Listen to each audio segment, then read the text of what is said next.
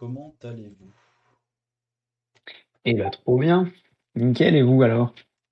Ça Impeccable. va bien. Ce premier épisode, Ah, si on n'est pas en train de vomir et de saigner des yeux, déjà, c'est qu'on va plutôt bien. c'est bon signe. Et si on l'a tous vu plusieurs fois, c'est soit on est maso, soit c'est que c'était pas trop mal. Ouais, il était bon, c'est ça. C'était très sympa. Pour un début, j'étais agréablement surpris, on va dire. Je suis totalement d'accord avec toi. J'y connais pas grand-chose au perso et pour le coup, le taf est monstrueux, quoi. Genre vraiment, ça donne envie. Dès le premier épisode, c'est très catchy et ouais, j'ai vraiment bien aimé. Salut David. Salut Ouais, David. David, bien, bien. Ouais, très catchy. Et on sort de la maladie habituelle des séries Disney+, où en fait le premier épisode, il sert à que dalle. Là, on est dans le vif du sujet, dans le vif de l'intrigue, des problèmes du perso, et petite révélation du costume à la fin. Moi, j'ai bien kiffé. Ah ouais, toi Ouais, tu c'est vrai. pars, tu pars direct sur la fin. Ah, il est 21h, c'est un top tweet depuis 10h du matin. Euh, euh, j'ai pas fait de grosses révélations, hein. Ouais, j'avoue, les gens, ils étaient chauds sur Twitter. Je suis assez agréablement surpris parce que moi, c'est un personnage que j'adore et qui n'est pas, on va dire, à qui on ne donne pas une bonne visibilité. Donc Ouais, c'est grave cool. il est pas connu. Bah, Pas cool. tant que ça. Ouais, c'est ça, c'est pas un des héros les plus mainstream, je connaissais que de nom perso. Et je me suis pas spécialement intéressé à la licence avant de voir la série du tout, du tout. Donc j'avais vu par-ci par-là, j'avais capté les trailers, mais voilà, je m'étais pas du tout hypé sur vraiment de la lecture ou un travail de fond en termes de recherche sur le perso. Genre vraiment, j'ai tout découvert via le le premier épisode d'aujourd'hui, quoi. Et ne serait-ce que, bon, esthétiquement, comme tu as dit, le costume est mortel, y a rien à dire. Et plus personnellement, moi, c'est la musique qui m'a hypé, mais très très très fort sur le premier épisode.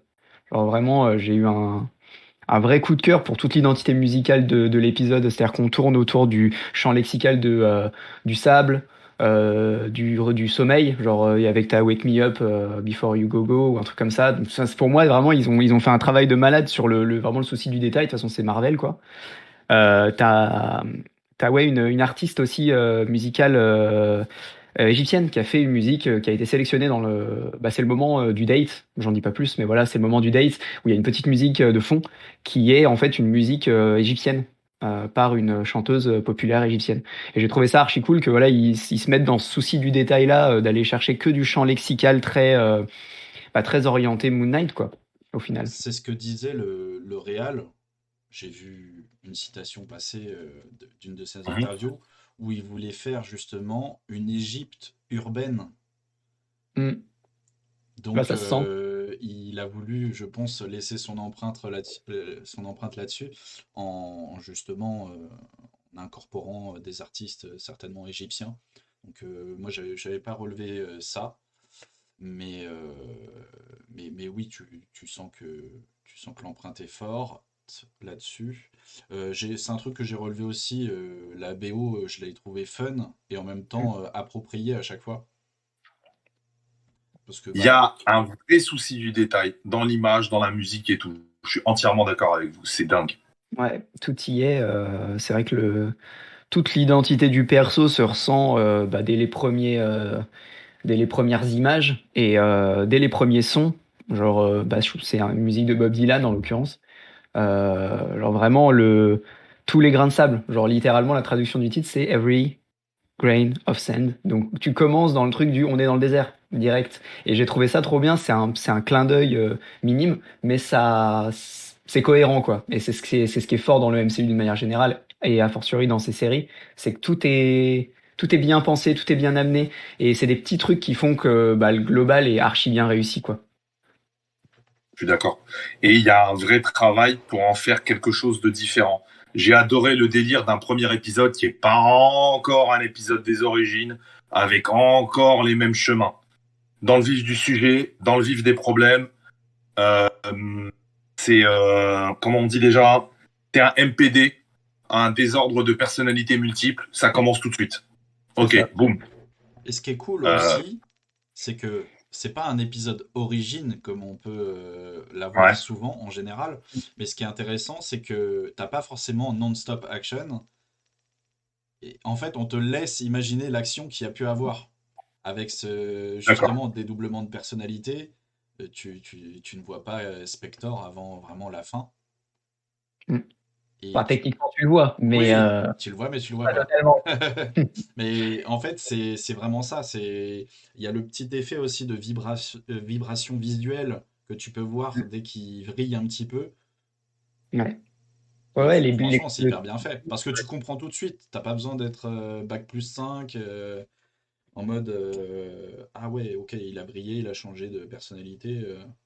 En fait, c'est tout de suite. C'est la force, je pense, de Marvel souvent. Direct, tu comprends. c'est exactement ça. Ils te font comprendre tout ça. Bah, encore une fois, moi, enfin, je connais pas le perso du tout. Et à partir du moment où tu as cette voix qui se met à lui parler, et que quand il se retrouve à blinker, en fait, c'est-à-dire qu'il cligne des yeux, il se réveille, il s'est passé des choses, il est plus dans les mêmes endroits. Enfin, c'est à la fois très intuitif, parce que tu devines tout seul qu'il s'est passé un truc et que a priori il n'en a aucun souvenir. Et puis tu comprends via cette voix dans sa tête, enfin ces voix dans sa tête, qu'en fait il est juste pas tout seul, quoi.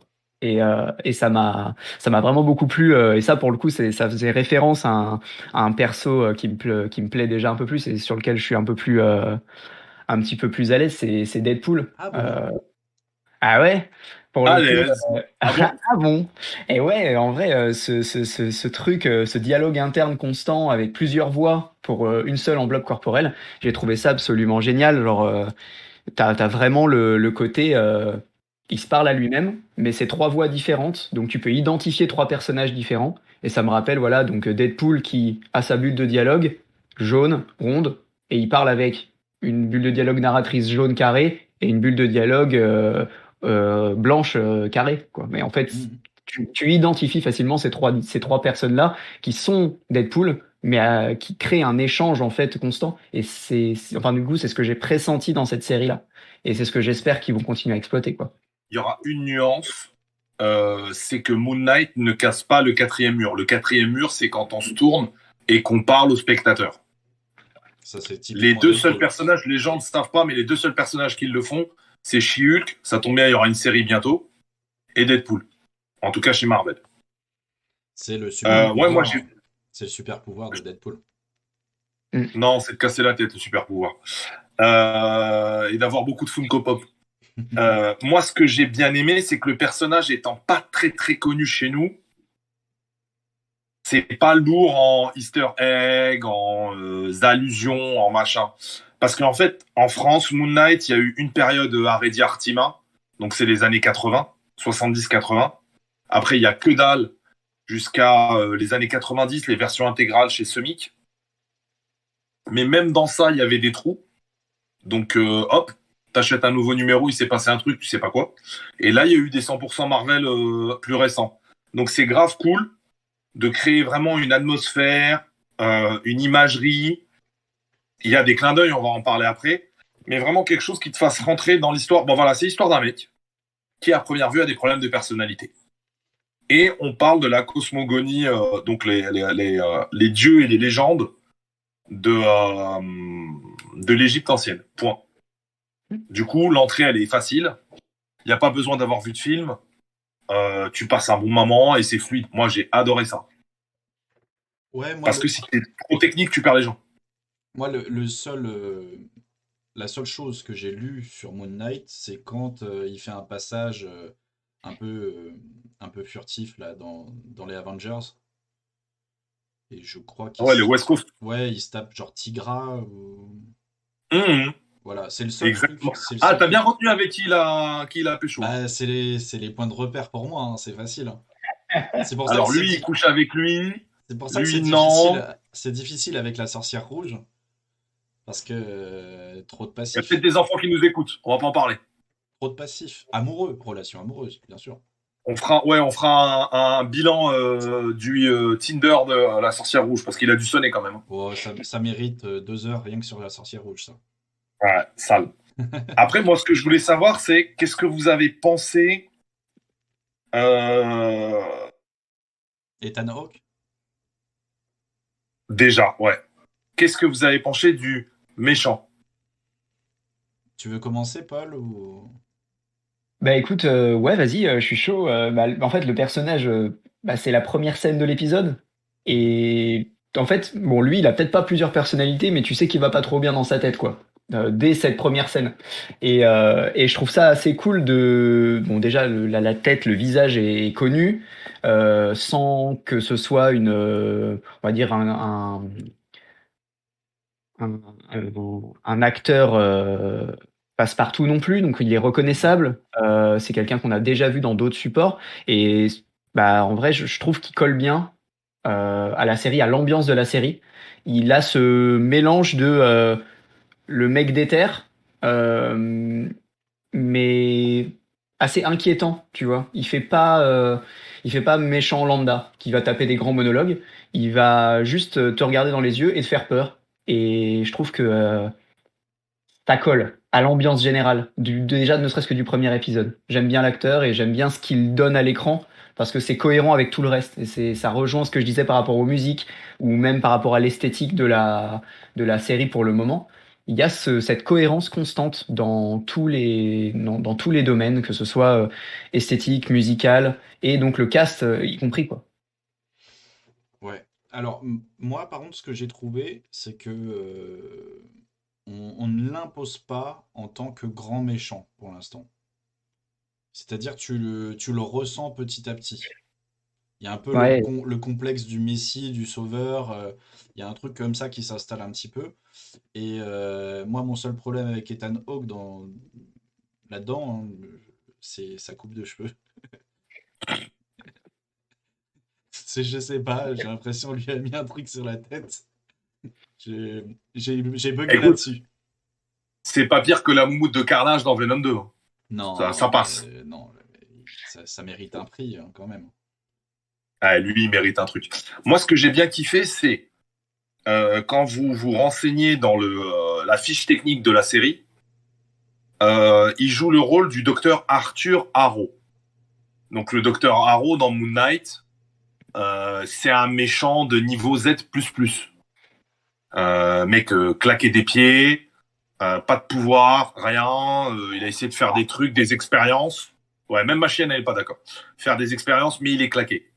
Et du coup, donc c'est la spéciale, c'est la spéciale Zizou de Marvel, la fausse piste. Ouais, c'est un Moi, je trouve que contre-pied. la scène d'intro, elle est hyper importante parce que ça va aller sur. C'est bien quelqu'un a rebondi sur le Messie, le mec un peu émissaire et tout, de la religion, mais en fait, il est trahi par deux choses. Un, la balance. La balance, c'est avant tout Anubis, qui pèse dans la mythologie égyptienne si tu as le droit de passer dans l'autre monde. Mhm. Et tous les mecs qui crient gloire à un mythe, qui en fait dans le comic c'est Ammut, qui peut être considéré comme un démon. Ouais. Mm. Donc le gars, t'as fait tes recherches Moon Knight, tu sais qu'il est méchant jusqu'à la moelle. Mais on t'amène cette petite image, le pénitent, il est là pour juger les gens, etc. Donc j'aime beaucoup ça parce que ça contraste avec l'image qu'on donne tout de suite de Khonshu, qui est effrayante. Mais Dans le d'ailleurs, comics, ouais, la voix dans sa tête, on est d'accord qu'il y a Spector qui lui parle à un moment donné, et la troisième voix, enfin la deuxième du coup, deuxième. pour moi c'est Khonshu ou c'est Mister. Mais oui, Ouais, c'est lui. c'est Khonshu. Non, non. Ah, il y a l'abruti au contrôle. Mm. C'est Khonshu. C'est Ne Khonshu. lui donne pas l'amulette. Ouais, C'est lui. ok. Non, parce qu'en fait, il est crédité Khonshu à la fin du générique. Exactement. Bah, du coup, spoiler. On sait que c'est lui qui parle. Mais ouais, dans les comics, en fait, au début, c'est plutôt une espèce de statue totem assez cool. On la voit dans le générique de fin. Vous voyez une statue qui tient un sceptre avec une lune. Mais sauf que là, revirement, ils ont décidé d'adopter le look beaucoup plus récent qu'on voit dans les 100% Marvel de Warren Ellis et de Lemire, où il fait un peu flipper, il a une espèce de bec, et il Ouais, est un peu décharné, il est bizarre, la scène de l'ascenseur. ouais, ouais. Ça, c'est Khonshu. Donc j'ai bien kiffé que le méchant a l'air gentil, et que le gentil ait l'air complètement flippant. Ouais. Après tout, c'est le dieu de la vengeance. Hein. Il va pas ressembler à Sailor Moon. Jeu de mots sur la lune, check. Donc ouais, moi j'ai bien kiffé le méchant. L'expérience de Steven, qui est vraiment serial loser, c'est assez nouveau. C'est pas dans les comics. Bah, À voir où ça va mener. pour moi, c'était Mark Spector, le leader, et Steven qui était une autre personnalité. Il me semblait que c'était ça, moi, de ce que j'ai lu. Alors, la chronologie, elle est assez compliquée parce que finalement, à chaque fois qu'il y a un scénariste, ah non, c'est pas comme ça. Bref, si on résume, Moon Knight, c'est Mark Spector. Ouais, ok. Un mercenaire qui a été amené à faire des choses pas très cachères. Ça finit dans un tombeau au fin fond du Soudan. Ça vole. Ça vole quoi? La statue de Khonshu, etc., etc. La deuxième identité, Steven Grant, c'était censé être le Bruce Wayne de l'histoire. C'est pour ça que beaucoup de fans de comics vont dire « Ah, Moon Knight, c'est Batman de Marvel. » Playboy, millionnaire, etc. Ça lui servait en fait à enquêter sur ce qui pouvait se passer dans les milieux bien pensants. Et la troisième personnalité, c'est Jack Lockley, qui est donc un espèce de chauffeur. Ouais, on dit un petit bisou à notre ours blanc qui nous a rejoint. Bisous, bisous. Un espèce de chauffeur de taxi qui, là encore une fois, ressemble à Matches Malone, l'identité secrète de Batman quand il va enquêter un peu, tu vois. Donc dès le début, il y avait une envie de photocopier. Et après, plus tard, va venir Mr. Knight. Quand il est en costard, avec les gants et la cagoule. Donc en fait, il y en a 4. On nous l'a déjà un peu spoil avec les affiches. Ouais. Exactement. C'est ce que j'allais dire. Pareil, l'identité de ce personnage-là, elle a été dévoilée sans trop en montrer non plus. Il y a que le costume qui a filtré. Et en fait, l'esthétique, encore une fois, du perso, dans sa cohérence, c'est ça, c'est que c'est bien taffé. Et que si tu sais pas qu'il y a plusieurs gars dans un seul corps, tu te dis, en fait, à chaque fois, c'est un mec différent, quoi. C'est un costume différent, c'est un mec différent. Alors que bon, c'est le même gars en dessous. Et franchement, je trouve ça très bien fait. Encore une fois, c'est abordable. C'est abordable, tout simplement. Et le fait, je reviens un peu sur Ethan Hawke, justement, le fait que ce gars-là soit présenté comme une sorte de vecteur d'une petite partie du pouvoir de Hammout, montre qu'en fait, c'est potentiellement qu'une marionnette au bout des fils et que le gros méchant reste à venir, quoi. Le plus gros de la difficulté pour Moon Knight reste à venir. Mais il parle. Moi, je suis hypé de ouf. Hein. Il parle d'Avatar à un moment donné. Et non pas. Le mec en bleu, j'adore le film, oui. Ouais, c'est ça. Mais c'était malin aussi de le placer comme ça. Mais il parle justement d'Avatar à un moment donné, et lui en mode tout sérieux, et l'autre totalement flippé. Non, c'est hyper bien fait. D'ailleurs, big up à la prestation, hein, quand même. Parce qu'on voit bien la différence entre Mark Spector et Steven Grant. C'est pas juste il a mis ses cheveux d'un côté et après il les range de l'autre. Le corps, l'élocution, le physique du mec un peu rentré, serial loser, incroyable. Vraiment incroyable. Ah, mais c'est un bon acteur. Hein. C'est un bon acteur. L'acteur est bon, mais le rendu, encore une fois, sur juste la globalité de l'épisode est top. Genre, le gars se retrouve dans une boutique de poissons avec son machin dans une gourde. Je trouve ça absolument génial. Et ça entre en résonance avec ce qu'il est au travail, ce qu'il est pendant son date. Encore une fois, il y a une cohérence sur le perso qui fait que tu as une empathie quasiment instantanée sur lui, quoi, sur ce gars-là qui a rien demandé et qui va se retrouver complètement dans un autre pays, sans raison apparente, la mâchoire déboîtée, si je me rappelle bien. Ouais. Il s'est passé, quoi. Et c'est, voilà, encore une fois, le travail là-dessus est juste génial. Et cette transition au travers du miroir, quand il se regarde dans les yeux, et que ça y est, ça swap, je suis d'accord, tu sens le changement. Au-delà des effets visuels, tu sens le changement dans la manière de regarder. Tout est bien fait. Vraiment, tout est brossé dans le détail. Je trouve ça franchement très cool. Et big up pour le méga passement de jambes de toute cette phase-là quand il se retrouve dans l'autre pays. Pourquoi? On voyait dans le trailer des morceaux de cette phase. Et les gens, vous vous rappelez des gens? Ah, c'est Mephisto. J'en ai un là dans la discussion. Les gens qui ont vu le trailer de Moon Knight.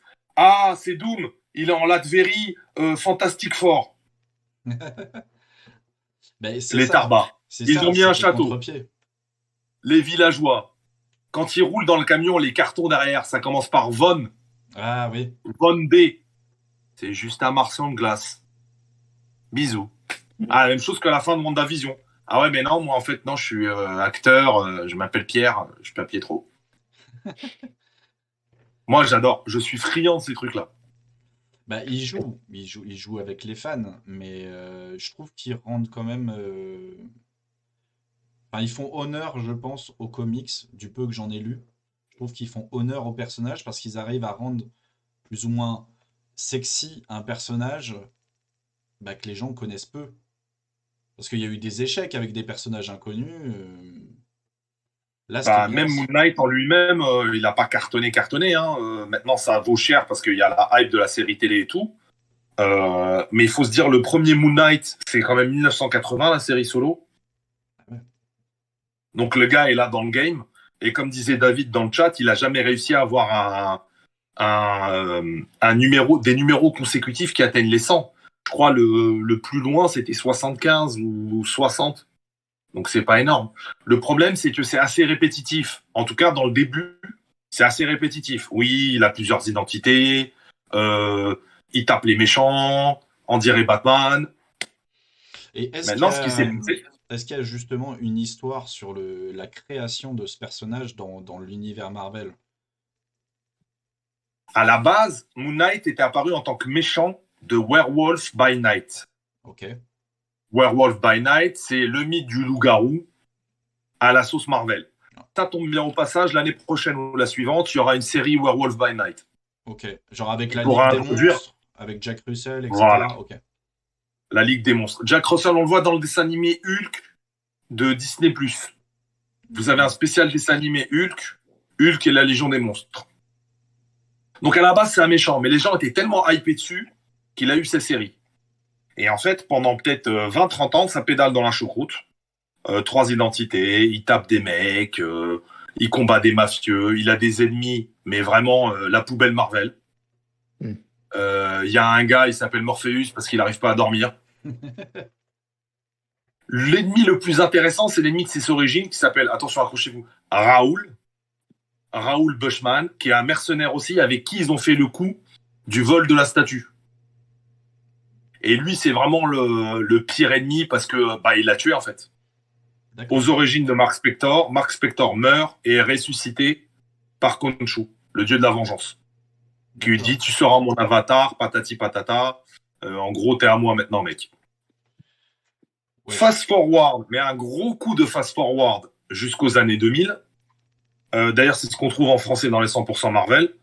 Il y a Chuck Huston et David Finch qui font un énième relaunch où là, on part sur un truc vraiment sombre où le mec tabasse. Ça tabasse à tour de bras. Il s'en prend à des méchants qu'on connaît mieux, comme Taskmaster.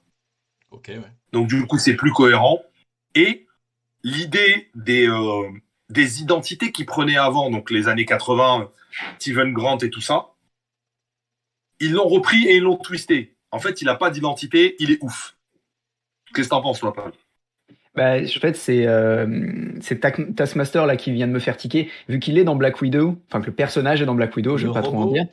Et voilà, exactement. Est-ce qu'il y aurait une potentielle apparition? On sait que voilà, dans le travail qu'ils ont fait sur Captain enfin Captain Falcon du coup et Winter Soldier, il y a eu une petite apparition de la sœur de Black Widow. Est-ce que potentiellement une apparition d'un Taskmaster, ça pourrait pas arriver dans la série de Moon Knight peut-être un petit peu plus tard?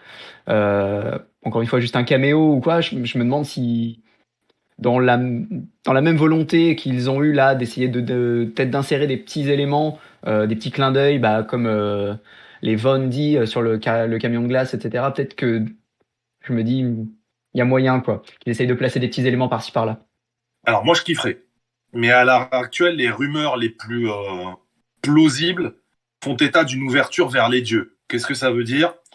Si tu pars du principe qu'on a vu Thor, on a vu tous les dieux d'Asgard. Check. Ouais. Là, à Moon Knight, on va faire le tour des dieux égyptiens. Donc, ils existent. Check. Les Eternals, on sait qu'il y a des gens qui ont des noms qui ressemblent à des dieux. Ajax, etc. La rumeur voudrait que Moon Knight soit la porte ouverte aux dieux de la mythologie gréco-romaine. Parce que, une rumeur quasi confirmée, c'est qu'il y a Zeus dans Thor 4. Et ce sera Russell Crowe. D'accord. Ok. Donc, la série serait peut-être un pont pour dire, ah bah tiens, il y a ça. Ça, c'est la première grosse rumeur. La deuxième grosse rumeur, c'est que Kevin fait l'autre là, avec la casquette.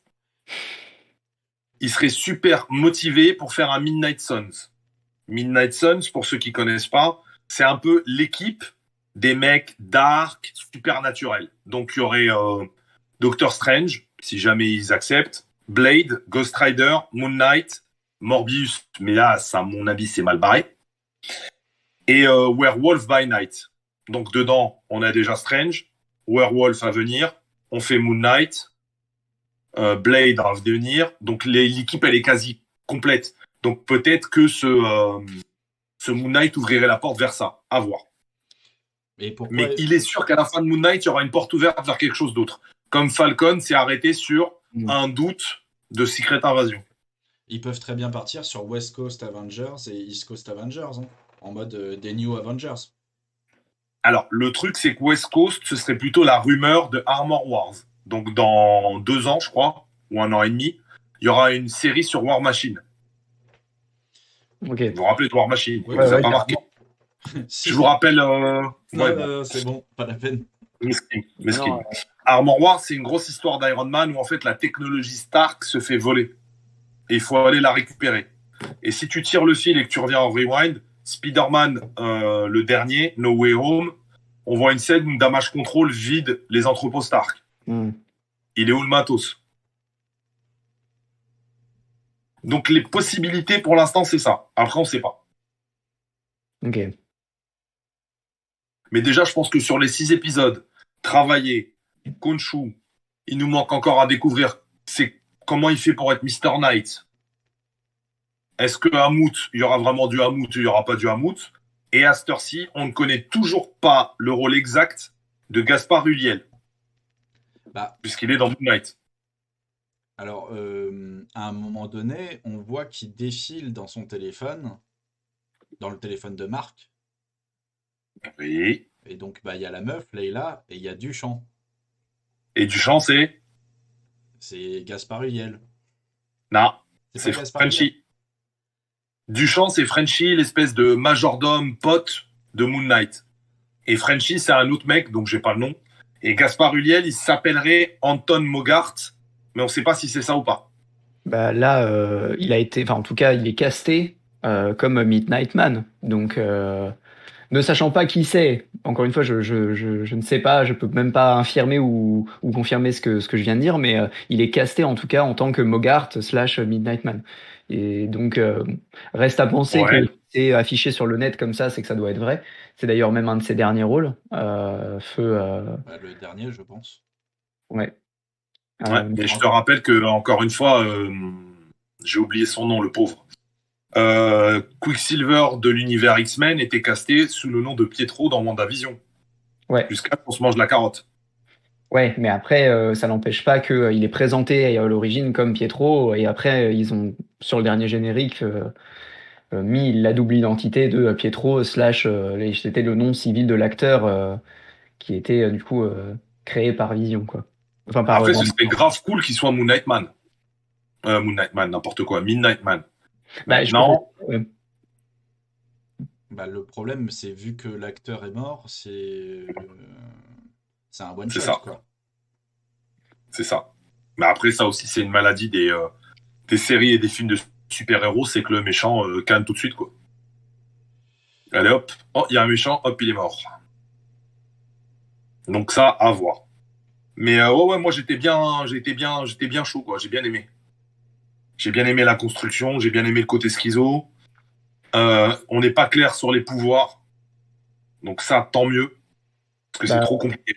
C'est vrai que hormis les grosses patates de forain qu'on le voit déballer à la fin, on le voit pas faire grand-chose, hein. Enfin, si à la limite apparaître, disparaître, donc potentiellement une omnipotence en termes de déplacement. Mais c'est vrai qu'on vu qu'il blink littéralement, c'est-à-dire qu'il ferme les yeux, il les rouvre, il est ailleurs, et qu'il s'est passé du temps, on peut pas savoir s'il se téléporte ou s'il a pris les transports en commun, comme il se réveille dans le bus. On peut pas savoir en fait, genre vrai, voilà, est-ce qu'il a un passe Navigo dans la poche, est-ce que voilà, tu vois, je ne sais pas. Et c'est ce que je trouve bien, c'est qu'en fait ils en dévoilent assez pour que ça devienne intéressant, que tu te poses des questions, mais ils t'en montrent pas assez pour que tu aies les réponses instantanément. Donc même quand tu connais pas du tout le perso, ça t'amène à réfléchir sur qu'est-ce que ça implique en fait justement ce gars qui a trois personnalités. Euh, Moi, par exemple, le délire de voilà de ces phases où voilà, il cligne des yeux, il a du sang plein les mains, du sang plein la tronche, il se réveille, il est dans le bus, il se réveille, il est par terre, mâchoire déboîtée. Enfin, j'ai aimé ces saccades-là parce qu'elles apportent un rythme déjà dans le premier épisode qui fait que t'es attrapé direct, t'as envie de voir ce qui se passe, t'as envie de savoir qu'est-ce qui vient de se passer, pourquoi il est là. Et justement, ça fait une des forces pour moi de la série, enfin de ce premier épisode en tout cas. Et je dois avouer que bon après j'étais peut-être trop obsédé par Deadpool dès le départ avec les voix qui parlent dans sa tête. Mais alors Mark Spector, on est d'accord que dans le comic ça s'écrit avec un K, Non, c'est. avec un C. Ok, parce que là Ouais. ça c'était écrit avec un C et je me suis dit bon. Mark, moi, ça me rappelait justement le surnom de Deadpool qui était Merc with a Mouse. Et je me suis dit, Mark, Merc, c'est un mercenaire aussi. Bon, ils ont forcé un petit peu le trait justement sur ce côté identitaire, mercenaire et tout. Est-ce que on va en savoir plus sur le passé de Mark Spector du coup très vite, ou est-ce que à l'inverse, on va traîner un petit peu avec des flashbacks, éventuellement des souvenirs qui reviennent au personnage principal petit à petit. Donc voilà, je sais pas et ça me hype bien, disons. C'est toutes ces idées là, toutes ces potentielles suites au scénar, ça me chauffe bien au-delà du combat contre le méchant, quoi. Au niveau, en Alors, fait, je suis d'accord. au niveau des scènes d'action, je voulais juste revenir dessus, c'est ce que je disais tout à l'heure, c'est que il y a assez pour te laisser fantasmer sur ce qu'il a fait. Mm. Parce que tu vois le mec, par exemple, il est dans son camion, normalement il n'a pas le permis, il sait même pas conduire, il se retrouve là-dedans avec un mec crevé à l'arrière. Enfin, t'es là, t'es en mode ok, donc c'est toi qui fantasmes sur ok, il a défoncé tout le monde et, et voilà, c'est juste un ninja le mec. Et Ouais. alors que bah, t'as ce côté justement, cette image de Steven qui est en mode fragile quoi. Bah Steven, ouais, c'est ça, dans le camion, il est from Cupcake Ouais, tout 9 mètres, genre tu te dis ok, qu'est-ce qui se passe quoi? Et ouais, je suis d'accord avec toi, le fait de laisser aux gens le plaisir de deviner ce qu'il vient de faire mhm. sans absolument rien montrer, c'est d'autant plus efficace que tu vois le résultat. Donc peu importe ce qu'il a fait, bon, manifestement ça a marché quoi. Et Et ça te c'est laisse la cool. porte ouverte à, ça se trouve, un jour, il va avoir un flashback de tout ce qu'il a fait et tu vas avoir une série de violences d'un coup, comme ça, pendant, je sais pas, un court instant où il va faire, oh merde, j'ai fait tout ça. Mm. Alors ouais, du coup, voilà, moi ça m'intéresse, je rebondis dessus. Moi j'espère qu'il y aura de la bagarre, hein. Ah, il y en Parce que aura. ok, c'est super l'idée, on a blinké, c'est super, et regarde, je te vois pas, il y a pas de problème. Mais moi je veux qu'il casse des bras, hein. Je veux qu'il casse des jambes, qu'il pète des nez. Je veux voir, j'aime la violence. Bah, là, ça te met de la bagarre sans la bagarre. Donc en fait, c'est dans ta tête. T'as juste fantasmé le truc et tu me dis, mais en fait, il s'est rien passé. Effectivement, comme dit mon petit ours blanc, c'est vrai que c'est du moins de 12. Donc j'espère qu'on en verra quand même. Mais ouais, il faut que ça bagarre, mon gars, il faut que ça bagarre, hein. Ah, Parce que, j'avoue. alors, de base, sans pouvoir, Mark Spector, c'est un mercenaire. Il sait se taper de fou. Donc, il a un gros niveau, quoi. On est en mode Steven Seagal, quoi. Ça fait la bagarre, karaté, tout ça, tout ça. J'espère qu'il est Non, Steven meilleur. Seagal, avant 80 kilos. Avant. Quand il était jeune et beau. Et du coup, après, avec les pouvoirs, ça peut donner des dingueries. En gros, je vous la fais rapide. Les pouvoirs dépendent de ce que lui donne Khonshu. Donc potentiellement, il est invulnérable, il peut pas crever. Il a un facteur de guérison à la Deadpool ou à la Wolverine. Tu le plantes, il se relève. Et il a un contrôle sur les objets d'origine lunaire. D'accord.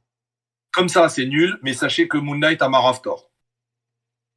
Ok. Mais là, de toute façon, ça sent un peu le facteur guérisseur, parce que le mec qui a une mâchoire pétée, qui se la remet comme as, et... Genre, salut les gars, tout va bien?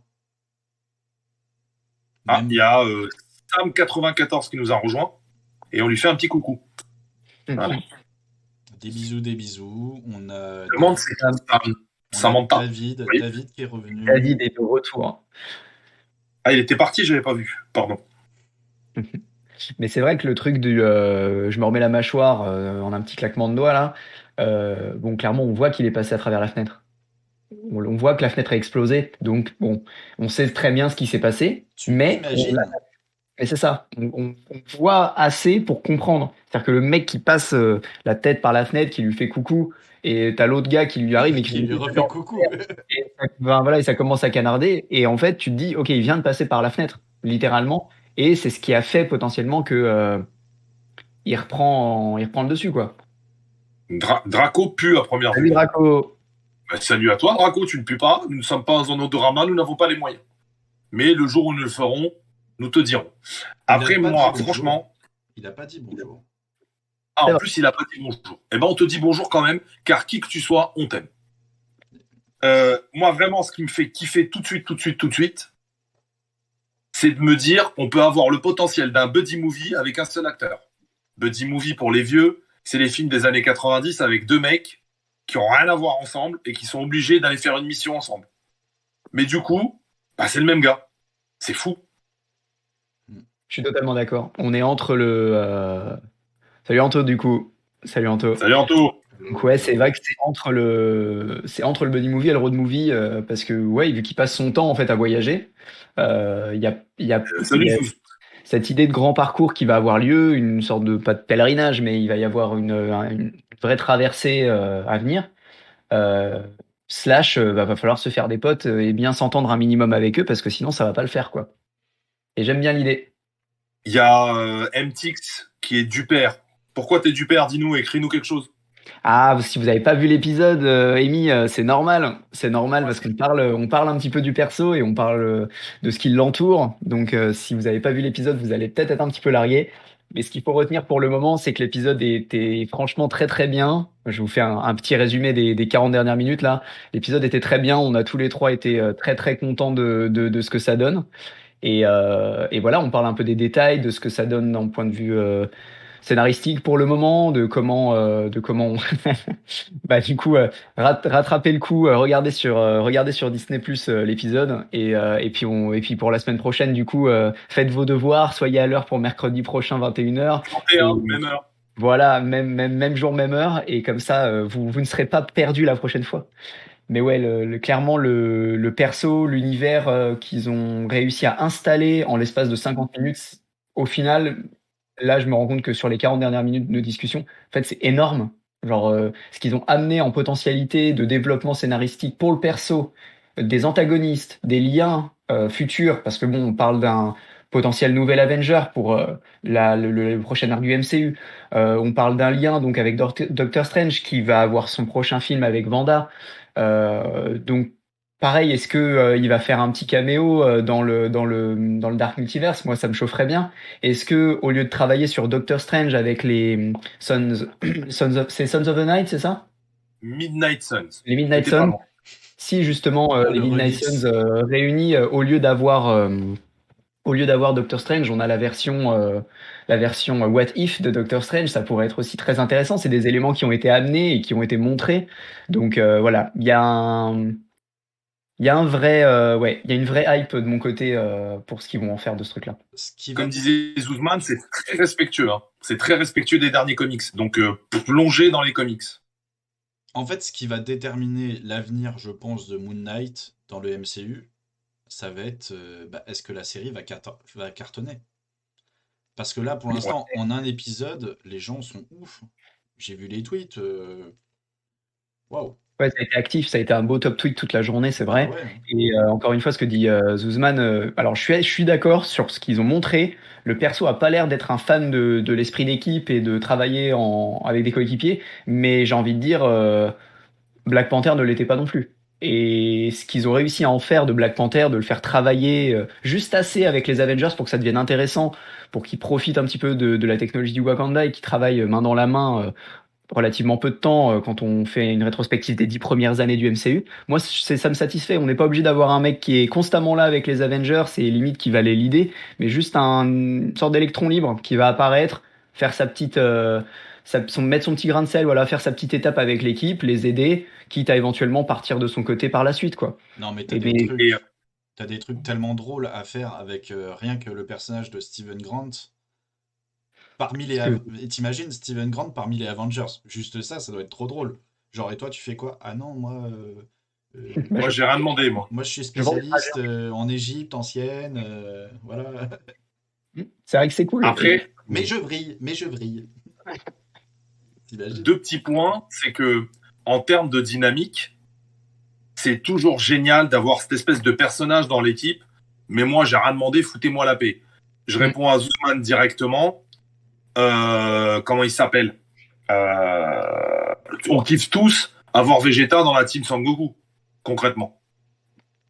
Déjà, premier exemple hors comics. Et dans les comics, dans les Defenders, t'as souvent le Punisher. Ou encore dans les Thunderbolts. C'est complètement un personnage solo, tu vois. Donc cette dynamique-là, elle peut être très intéressante. Après, je suis d'accord que je le vois plus dans les Midnight Suns pour avoir un côté supernaturel qui est pas développé chez les films Marvel, qui est vachement intéressant parce que déjà Blade, est-ce que vous allez dégainer un Dracula? C'est Comment possible. on fait? Ça me paraît un peu prématuré. Bon, il y a Morbius, hein, mais ça me paraît un peu prématuré de mettre un Dracula comme ça sorti Ouais, du nulle part, quoi. on dit pas le mot en M aujourd'hui. C'est ça que je voulais dire tout à l'heure par rapport aux réactions Twitter. Ils ont explosé Morbius. Après, Morbius, malheureusement, le film a été trop décalé, je pense. Il a perdu sa hype initiale. Et bon, de ce que j'en sais, de ce que j'en ai lu sur le net, il y a l'air d'avoir eu pas mal de redécoupage du film. Et je crois qu'on en avait parlé avec Richard d'ailleurs, qui m'avait fait un débrief relativement succinct, mais assez clair, du fait que voilà, ils ont coupé et recoupé le film et du coup on perd un petit peu en hype quoi. Mais peut-être même en cohérence dans le film. Donc faudra voir ce que ça donne. Perso, je suis un fan de Jared Leto, donc rien que pour lui, j'irai le voir. Le personnage me plaît, ça touche déjà à un héros aussi que je connais plus, à savoir Spider-Man. Donc j'ai cette hype pour le film. Mais voilà, bah, du coup, ce que j'allais dire, mais vu que c'est pas un film MCU, est-ce qu'on aura quand même une jonction qui pourrait se faire entre Sony et le MCU encore une fois, ou est-ce que, comme prévu, ils vont gentiment ramener le Spider-Verse de leur côté, tirer un peu la couette et garder tout le matos de la franchise Spider-Man chez eux, quoi. Le Sonyverse. Spider-Man avec Marvel. 1 milliard et quelques. Les films Sony sans Marvel. On sort les chiffres ou on parle juste de la qualité? Voilà. Après, rappelez-vous qu'il y a toujours un espèce de deal de libre-échange, mais c'est négocié avant, où on prête des persos. C'est comme ça qu'on a Spider-Man dans Civil War et dans les Avengers. Sinon, on l'aurait pas. Mais ça veut dire qu'il va falloir négocier, quoi. Pour en revenir à Zuzman, il me semble que les droits Morbius font partie du deal avec Spider-Man. Parce que quand Sony avait racheté Spider-Man, les droits pour Spidey, ils ont englobé les méchants. Les méchants. En fait, oui. Non, les méchants, ils sont méchants. Un petit rattrapage pour les gens, parce que c'est vrai que c'est compliqué, toutes ces histoires. Quand les maisons de cinéma ont acheté les droits, elles les ont achetés avec des univers. Donc, du coup, par exemple, pourquoi on n'avait pas d'X-Men? Parce que ça appartenait à la Fox. Mais du coup, tous les X-Men et les personnages apparus dans les X-Men appartenaient à la Fox. Hormis les personnages croisés d'autres univers. Donc, il y a bien eu des aventures à Iron Fist avec les X-Men, mais ça ne voulait pas dire que Marvel a vendu Iron Fist. Etc., etc. Et là, on a reboot Spider-Man malgré les chiffres très corrects d'Amazing, donc on n'est pas à l'abri avec Sony. Ouais, après, juste un truc, hein. Demain, là, on a eu No Way Home, Bientôt, on aura le dessin animé Spider-Man New Generation, en français, ça s'appelle. Mais concrètement, on avance vers le Spider-Verse. Donc demain, il y a un problème, tu mets un petit coup de Spider-Verse, un petit coup de Swiffer, tu nettoies, on passe à autre chose. Exactement. Celui d'Amazing, c'est Andrew Garfield, là. C'est ça. Exactement. Qui pourrait revenir. Wow, faut arrêter avec lui. Enfin, après, je sais que Thomas le kiffe et plein de gens le kiffent, mais moi, je le trouve insupportable. Moi, j'ai bien aimé. J'ai bien aimé et l'apparition qu'il a eue justement dans le dernier Spider-Man. Bon, c'était clairement du fan service. Je vais pas mentir, mais je sais pas. Je trouve que ça rajoute une certaine magie et le goût d'inachevé que les gens ayant apprécié Amazing Spider-Man ont eu avant la fin au final, puisque le Amazing Spider-Man, ça a été tué dans l'œuf après le deuxième film.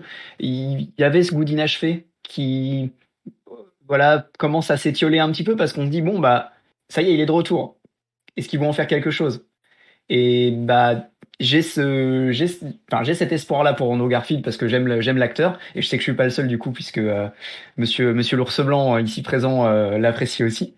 Donc j'aime bien l'acteur, j'aime bien le personnage qu'ils en ont fait de ce Spider-Man là. Vous savez quoi? Je vous propose d'aller voir Morbius ensemble, tous les deux, parce que... Ah non, moi je peux pas. Bon bah voilà. Moi, j'y vais vendredi. Donc j'ai déjà écrit une lettre de suicide si jamais ça se passe mal. Mais non, on sache qu'on m'a forcé à y aller, que je voulais pas. Va le voir avant l'épisode 2 de Moon Knight, comme ça tu sais que le lendemain tu vas avoir un truc cool, et puis voilà. MDR.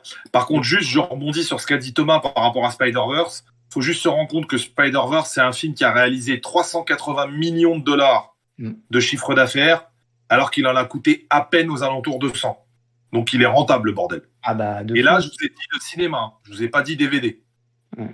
Ouais, et je parlais de la VOD. Non, mais en plus, il y a la VOD maintenant, qui génère aussi du revenu. Donc, non, clairement, ça aussi, c'est un truc dont je voulais parler là pour les séries Marvel d'une manière générale et a fortiori pour Moon Knight, parce que c'est un sacré coup de poker de dire, OK, on va mettre une série exclusive Marvel, donc only Disney+, c'est à 80 balles l'année, donc il faut que les gens payent pour voir une série dont on ne sait pas grand-chose au final.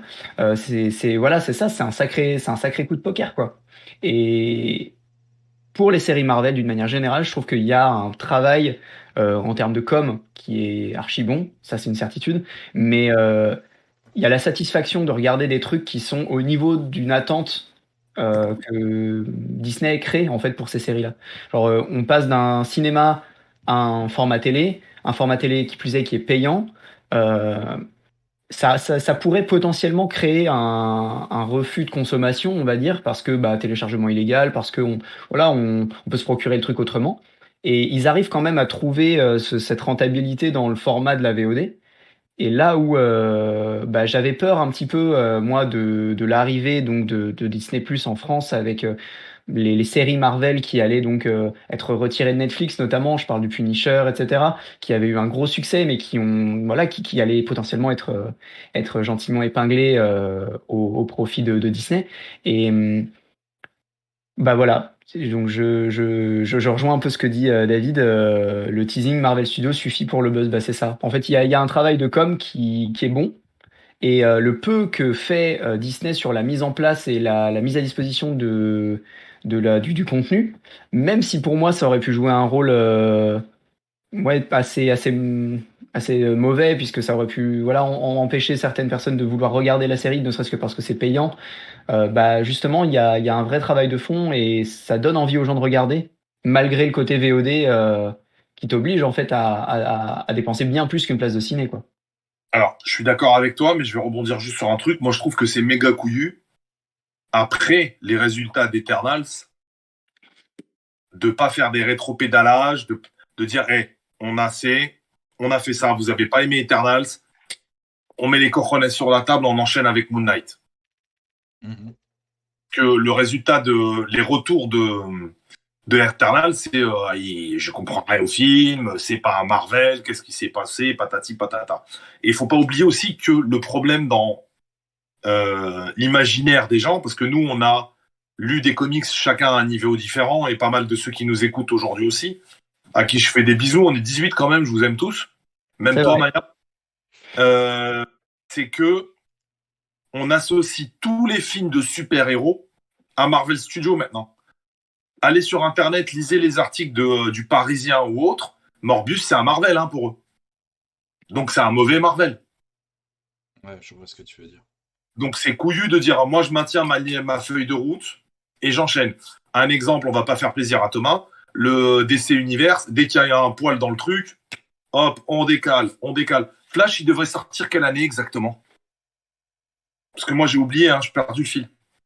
C'est vrai qu'il y a eu énormément de décalage. Ouais, C'est, mais ça ça fait, ça- aussi, il y a la situation sanitaire Ouais, aussi je suis un qui. canard, ouais, il y a quoi? Coin. Non, la situation sanitaire a fait ça aussi, mais de base, je pense qu'il y aurait eu un décalage, même sans Covid. Ah, le film, il a été re-shooté au tiers. C'est quand même énorme qu'on refasse un film dans son tiers. C'est que ça va pas.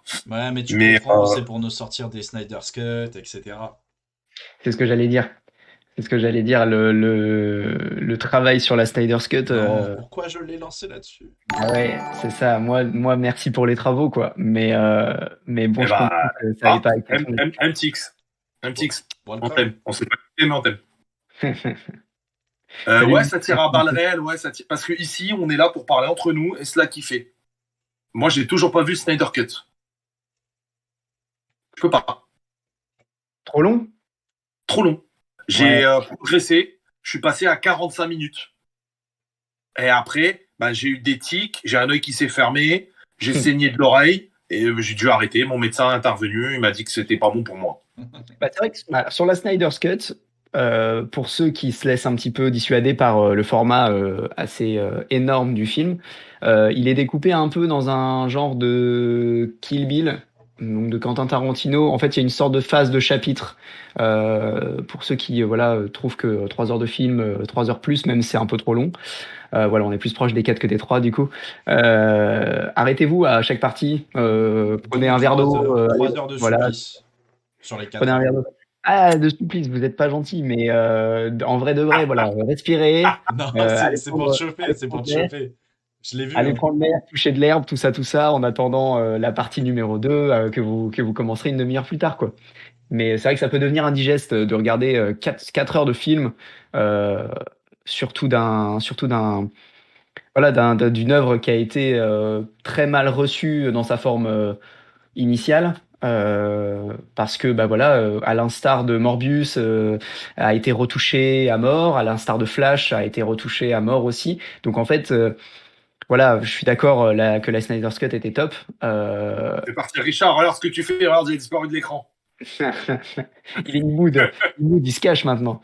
Non, en vrai, pour moi, il y a un vrai taf là-dessus et je respecte énormément le travail de Snyder d'être revenu au charbon après ce qui s'était passé, de ses problèmes familiaux qui l'ont obligé à quitter le tournage, du fait que le studio lui a un petit peu tourné le dos en confiant le projet, enfin le bébé à un autre gars.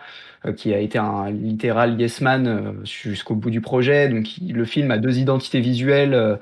C'était franchement pas un bon film à la base. Et ce que Snyder en a fait en imposant sa version, j'ai trouvé que c'était bien parce que ça redonnait un espoir de voir un jour un univers d'ici plus développé. euh, Comme ce qu'a fait le MCU. Pour moi, le seul problème de ce qu'est en train d'installer d'ici, c'est qu'ils veulent aller trop vite. Ça a mis 10 ans pour créer un MCU aussi cohérent, aussi poussé, aussi large. Ça a mis donc plus de 10 ans pour avoir une série comme Moon Knight. Et eux, en fait, en 4-5 films, ils veulent mettre un max de mecs au forceps dans un seul schéma de scénaristique. Et c'est trop. Il y a trop de choses en même temps. Ce qui fait que le film de 4 heures, si tu le one-shot sans en avoir un minimum entendu parler, ou si tu as pas un minimum de culture background du comics ou de l'univers, c'est indigeste à la mort. Par contre, si tu tempères le truc, que tu connais un minimum ou que tu t'intéresses réellement à l'univers d'ici, tout de suite ça devient bien mieux. Enfin, du moins ça devient. Lis les messages en même temps, Paul. Lis les messages en Ouais, même temps. je vois que ça défile un petit peu. Je vois que Alors, juste par exemple, à titre d'information, très cher Draco, au moins Titanic, il n'est pas entièrement tourné de nuit avec un fond noir, hein? Parce que à quelle heure il fait jour dans Justice League en fait? Bref, passons. Juste une question, parce que là du coup on est parti en cacahuète dans l'histoire. Est-ce que vous pensez, vous, que le film Flash va redémarrer le DC Universe ou pas? Ah, Genre vraiment on fait Flashpoint Et jusqu'au bout alors et attends, est-ce qu'il existe encore le DCU Universe? bah oui. Est-ce que Ah, t'as vu Peacemaker? oui, oui, j'ai vu, mais c'est un T'as peu vu le dernier bancal. épisode? Justement, on parlait de Titanic tout à l'heure. Le DC Universe, c'est Titanic pour moi. oh, On devrait avoir une clochette ici là pour les blagues. très Juste belle là, là. image. Tili. Mais t'inquiète, ça, c'est un truc que je vais acheter, tu sais, pour faire des petits sons sur Twitch. Mets dans ton cahier, mets dans ton cahier, les mecs Ok. dès qu'ils font une blague. Mais alors, vraiment, on va finir sur ça, hein, parce que du coup, on est parti en cacahuète. Moi, j'espère de tout mon cœur, quand on voit la bande-annonce de Flashpoint, que ils vont redémarrer tout avec vraiment une nouvelle équipe, partir sur un nouvel univers, le construire tout doucement, et peut-être faire quelque chose un peu comme Moitif, où quelqu'un va dire, ah bah tu sais, dans la terre de Robert Pattinson, alors The Batman, c'est comme ça, tu vois, et il va se passer des trucs. Et après, il va aller dans une autre terre, dans la terre de Ben Affleck, parce que je suis désolé, moi j'ai kiffé Ben Affleck. Hein. La seule bonne chose dans Justice League, c'est Ben Affleck. Bah alors, c'est pas la seule pour moi, mais j'aime beaucoup Ben Affleck aussi. Et je suis totalement d'accord avec toi sur le fait de faire travailler un peu le délire du multiverse. Ça pourrait rendre l'univers beaucoup plus appréciable, beaucoup plus rapidement. Aussi, Euh... je t'aime. Putain, t'as des fans de ouf. Moi, je Euh, dirais, Ouais, ma femme et son pote. Ouais, j'ai des fans, je suis une star. Ouais, Mais ouais, je vois, c'était moi, je gros dirais le big seul up. truc de bien, c'était la moustache de Superman. Voilà, j'espère que ce blanc t'a bien fait comprendre que. Ah, mais moi, je me fais kiffer tout seul, hein. Il n'y a pas de Alors, c'est vrai problème. que le coup du Movember, il a eu raison de le faire. Il a eu raison de le faire. Après, malheureusement, de voir. Movember, hein. C'était Bah, pour Mission C'était Impossible. pour un autre film. à la base de la base, il avait commencé le truc de la moustache pour le Movember et il l'a gardé pour le rôle qu'il a joué après. Mais C'est il a parce qu'il eu. tournait en fait, il est obligé à faire des reshoots au moment où il tournait Mission Impossible, Mission Impossible, mange des frites par la fenêtre, je sais plus comment il s'appelle les Missions Impossibles. Et dedans, il est en stache mou en fait. C'est ça. Mais du coup, de base, il l'avait avant le tournage de Mission Impossible, la Stache Mou. Ah, là, tu m'apprends un truc, mon ami, Pour je le, savais pas. pour le, Tu il y sais avait fait pourquoi? Movember. Pour que Ouais, la Fallout, c'est ça. moustache. Merci Thomas. C'était le Fallout de Mission Impossible. Voilà. Et effectivement, il a cette moustache dans le film, mais il me semblait avoir lu que la base initiative de je me fais pousser la moustache, c'était le Movember, que ensuite il a commencé son tournage, et qu'en fait, par obligation pour le tournage de Fallout, il était obligé de le garder pour les scènes reshootées par Snyder, pour la Snyder's Cut.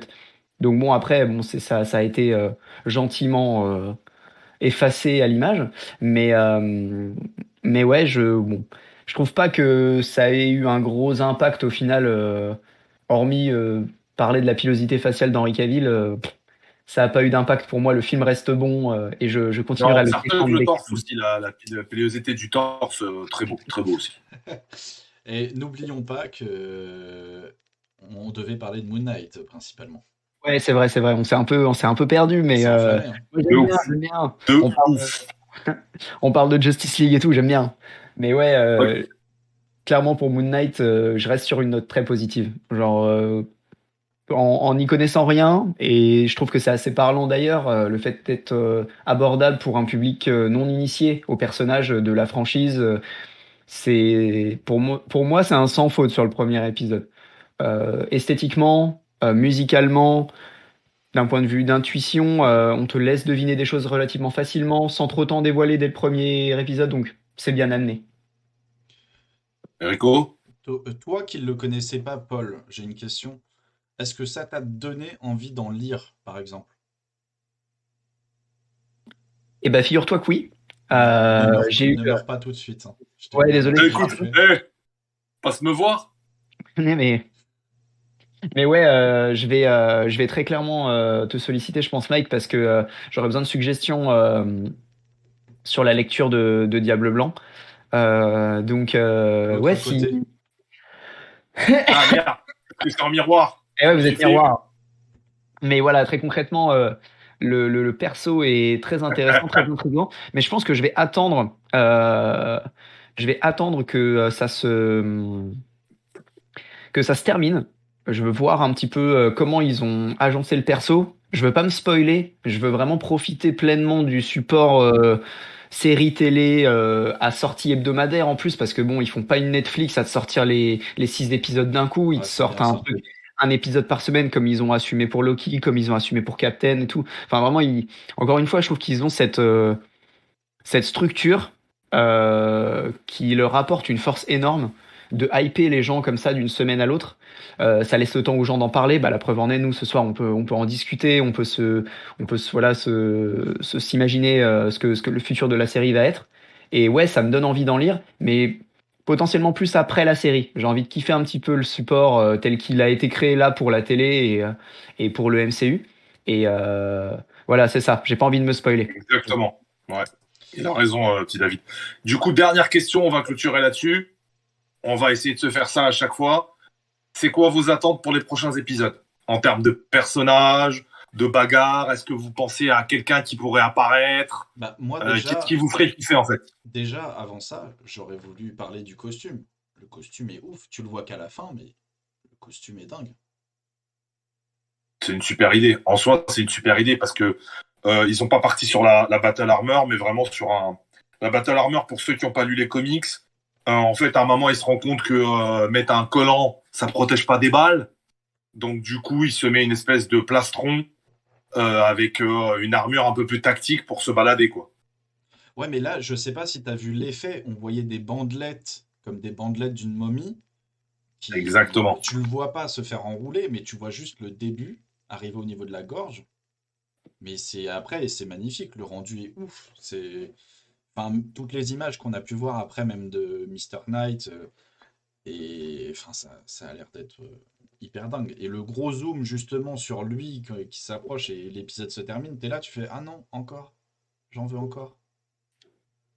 Ah, mais ça, ils ont réussi. Ils ont grave réussi. Je répondais en même temps à Zuzman sur Frenchy. Mais ouais, moi, ce que je voudrais déjà, c'est voir Frenchy. Il faut savoir que dans le comics, la petite amie de Moon Knight, elle s'appelle Marlène. Et c'est une fille qui va avec son père, qui est archéologue, chercher des trucs. Et là, dans les crédits, donc vous pouvez chercher les crédits de la série sur Internet, il n'y a pas de Marlène. Donc, qu'est-ce qui nous prépare les mecs? Donc, Après, moi, je m'interroge sur ça est-ce qu'elle et je est, m'interroge sur la famille. est-ce qu'elle est si importante que ça, En fait, c'est le Marlène? compas moral, c'est le compas moral de Moon Knight. C'est elle qui l'aide à rester cohérent au niveau de la cabessa. Mais peut-être qu'ils l'ont juste tout simplement remplacée par Layla. C'est ce que je pense aussi. C'est possible. Ça, c'est la première chose que j'attends. La deuxième, c'est la famille. Dans la Bah, famille Spector, vous avez vu qu'il parle à sa mère au oui, téléphone. mais tu vois pas si c'est une conversation ou si c'est lui qui parle solo. Merci, mon frère. Dans les comics, la daronne, elle est canée. Ouais, mais c'est ce que je me Donc, suis ça se dit à un trouve, le moment gars parle donné. seul, en fait. Ah, ça je savais Ça se pas. trouve, il parle à la messagerie. Bah, en fait, tu vois pas d'interaction, tu le vois vraiment. T'as l'impression qu'il parle solo. Pour moi, il lui laissait des messages. Ouais, ouais. Bah, Clairement, pour moi, Elle il lui est laissait jamais des messages. joignable, sa mère, wesh. mais ça se trouve, ouais, ça se trouve, elle est canée et lui, il parle sur le répondeur de sa daronne. Oh, ce serait glauque de ouf. Et ça rajouterait en même temps une dimension tellement humaine au perso qui est déjà un loser fini à tous les niveaux, qui galère dans sa vie de ouf. Genre le mec est obligé de s'attacher à son plumard, quoi. Genre vraiment. D'ailleurs ça, c'est vrai que j'en ai pas parlé, mais c'est un truc qui m'a vraiment bien plu en termes d'identité. Avec le Tous les sable. pièges. Ouais, bah, je vais T'as compris justement je vais l'astuce faire du un sable ou pas? déroulé de tout ça. Bah, Le c'est pour sable, voir le ses pieds. C'est pas. Exact. C'est charmé, et, ça. Ça, et j'ai j'ai trouvé adoré. ça trop cool. Et voilà, c'est exactement ce que dit David, vu qu'il parle seul, qu'il n'a pas d'interaction avec sa mère. Effectivement, s'il parle vraiment seul à 100%, c'est-à-dire que les seules interactions qu'il a, c'est quand il se fait bolos par sa boss, bolos par le date, bolos par je ne sais combien de personnages au final, Même, parce que même les mecs, même le mec statue, il le bolosse. exactement, même le mec dans sa tête, en plus, il le bolos. Donc en fait, il passe son temps à être une victime finie. Et donc, le côté de putain miskin, s'il parle vraiment au répondeur de sa mère, ça rajouterait une dimension là tellement triste au perso. Mais c'est bon, sûr que c'est ça. mais bon, du coup, ouais, pour en revenir à la routine matinale, ok, je viens de me réveiller, je me décroche la jambe, ensuite je check s'il y a des empreintes sur le sable pour voir si je suis sorti de mon lit, ensuite j'enlève le scotch de la porte pour voir si j'ai déjà ouvert la porte ou pas. En fait, il y a une sorte de parcours du combattant qui se crée. J'ai eu l'impression de voir Light Yagami de Death Note en train de mettre sa mine de crayon dans le gond de sa porte pour savoir si quelqu'un était rentré et tout. Franchement, je me suis dit, c'est une dinguerie. Le mec, il est en train de se faire des plans de ouf pour savoir s'il a été somnambule. Et le pire, c'est que c'est le dindon de la farce. Je me réveille 2 jours plus tard, mec, je me suis baladé dans le monde entier, je suis allé en Allemagne, je suis revenu, tu as vu que du feu, il n'y a pas de traces sur le sable, et en plus, j'ai moi-même une planque dans ton appart sans que tu le saches. Ouais, mais Et là, alors, Donc, tes méthodes servent à que dalle. bah, mais c'est ça. T'es même un loser par rapport à ta psyché. Exactement. Et c'est ce que je me suis Oh. dit. Toi, t'es le dindon de la farce parce que tu penses que t'arrives à te maîtriser avec les méthodes que t'as et on te laisse croire ça en jouant le jeu de pas déranger tes petits trucs pour que tu penses que ça fait le taf. Alors qu'en fait, frérot, moi je suis un mercenaire, je fais le tour de la planète là. Donc manifestement, le gars est vraiment au fond du fond du fond en termes de personnage emblématique et charismatique, quoi. C'est pour ça que tu dois percuter sur la phrase où quand il commence à se parler à lui-même, il lui dit arrête de chercher. Oui, oui. Ouais, ouais, elle te met pas en danger, arrête de chercher de toute manière, parce que tu vas trouver, et en plus, tu pourras rien faire.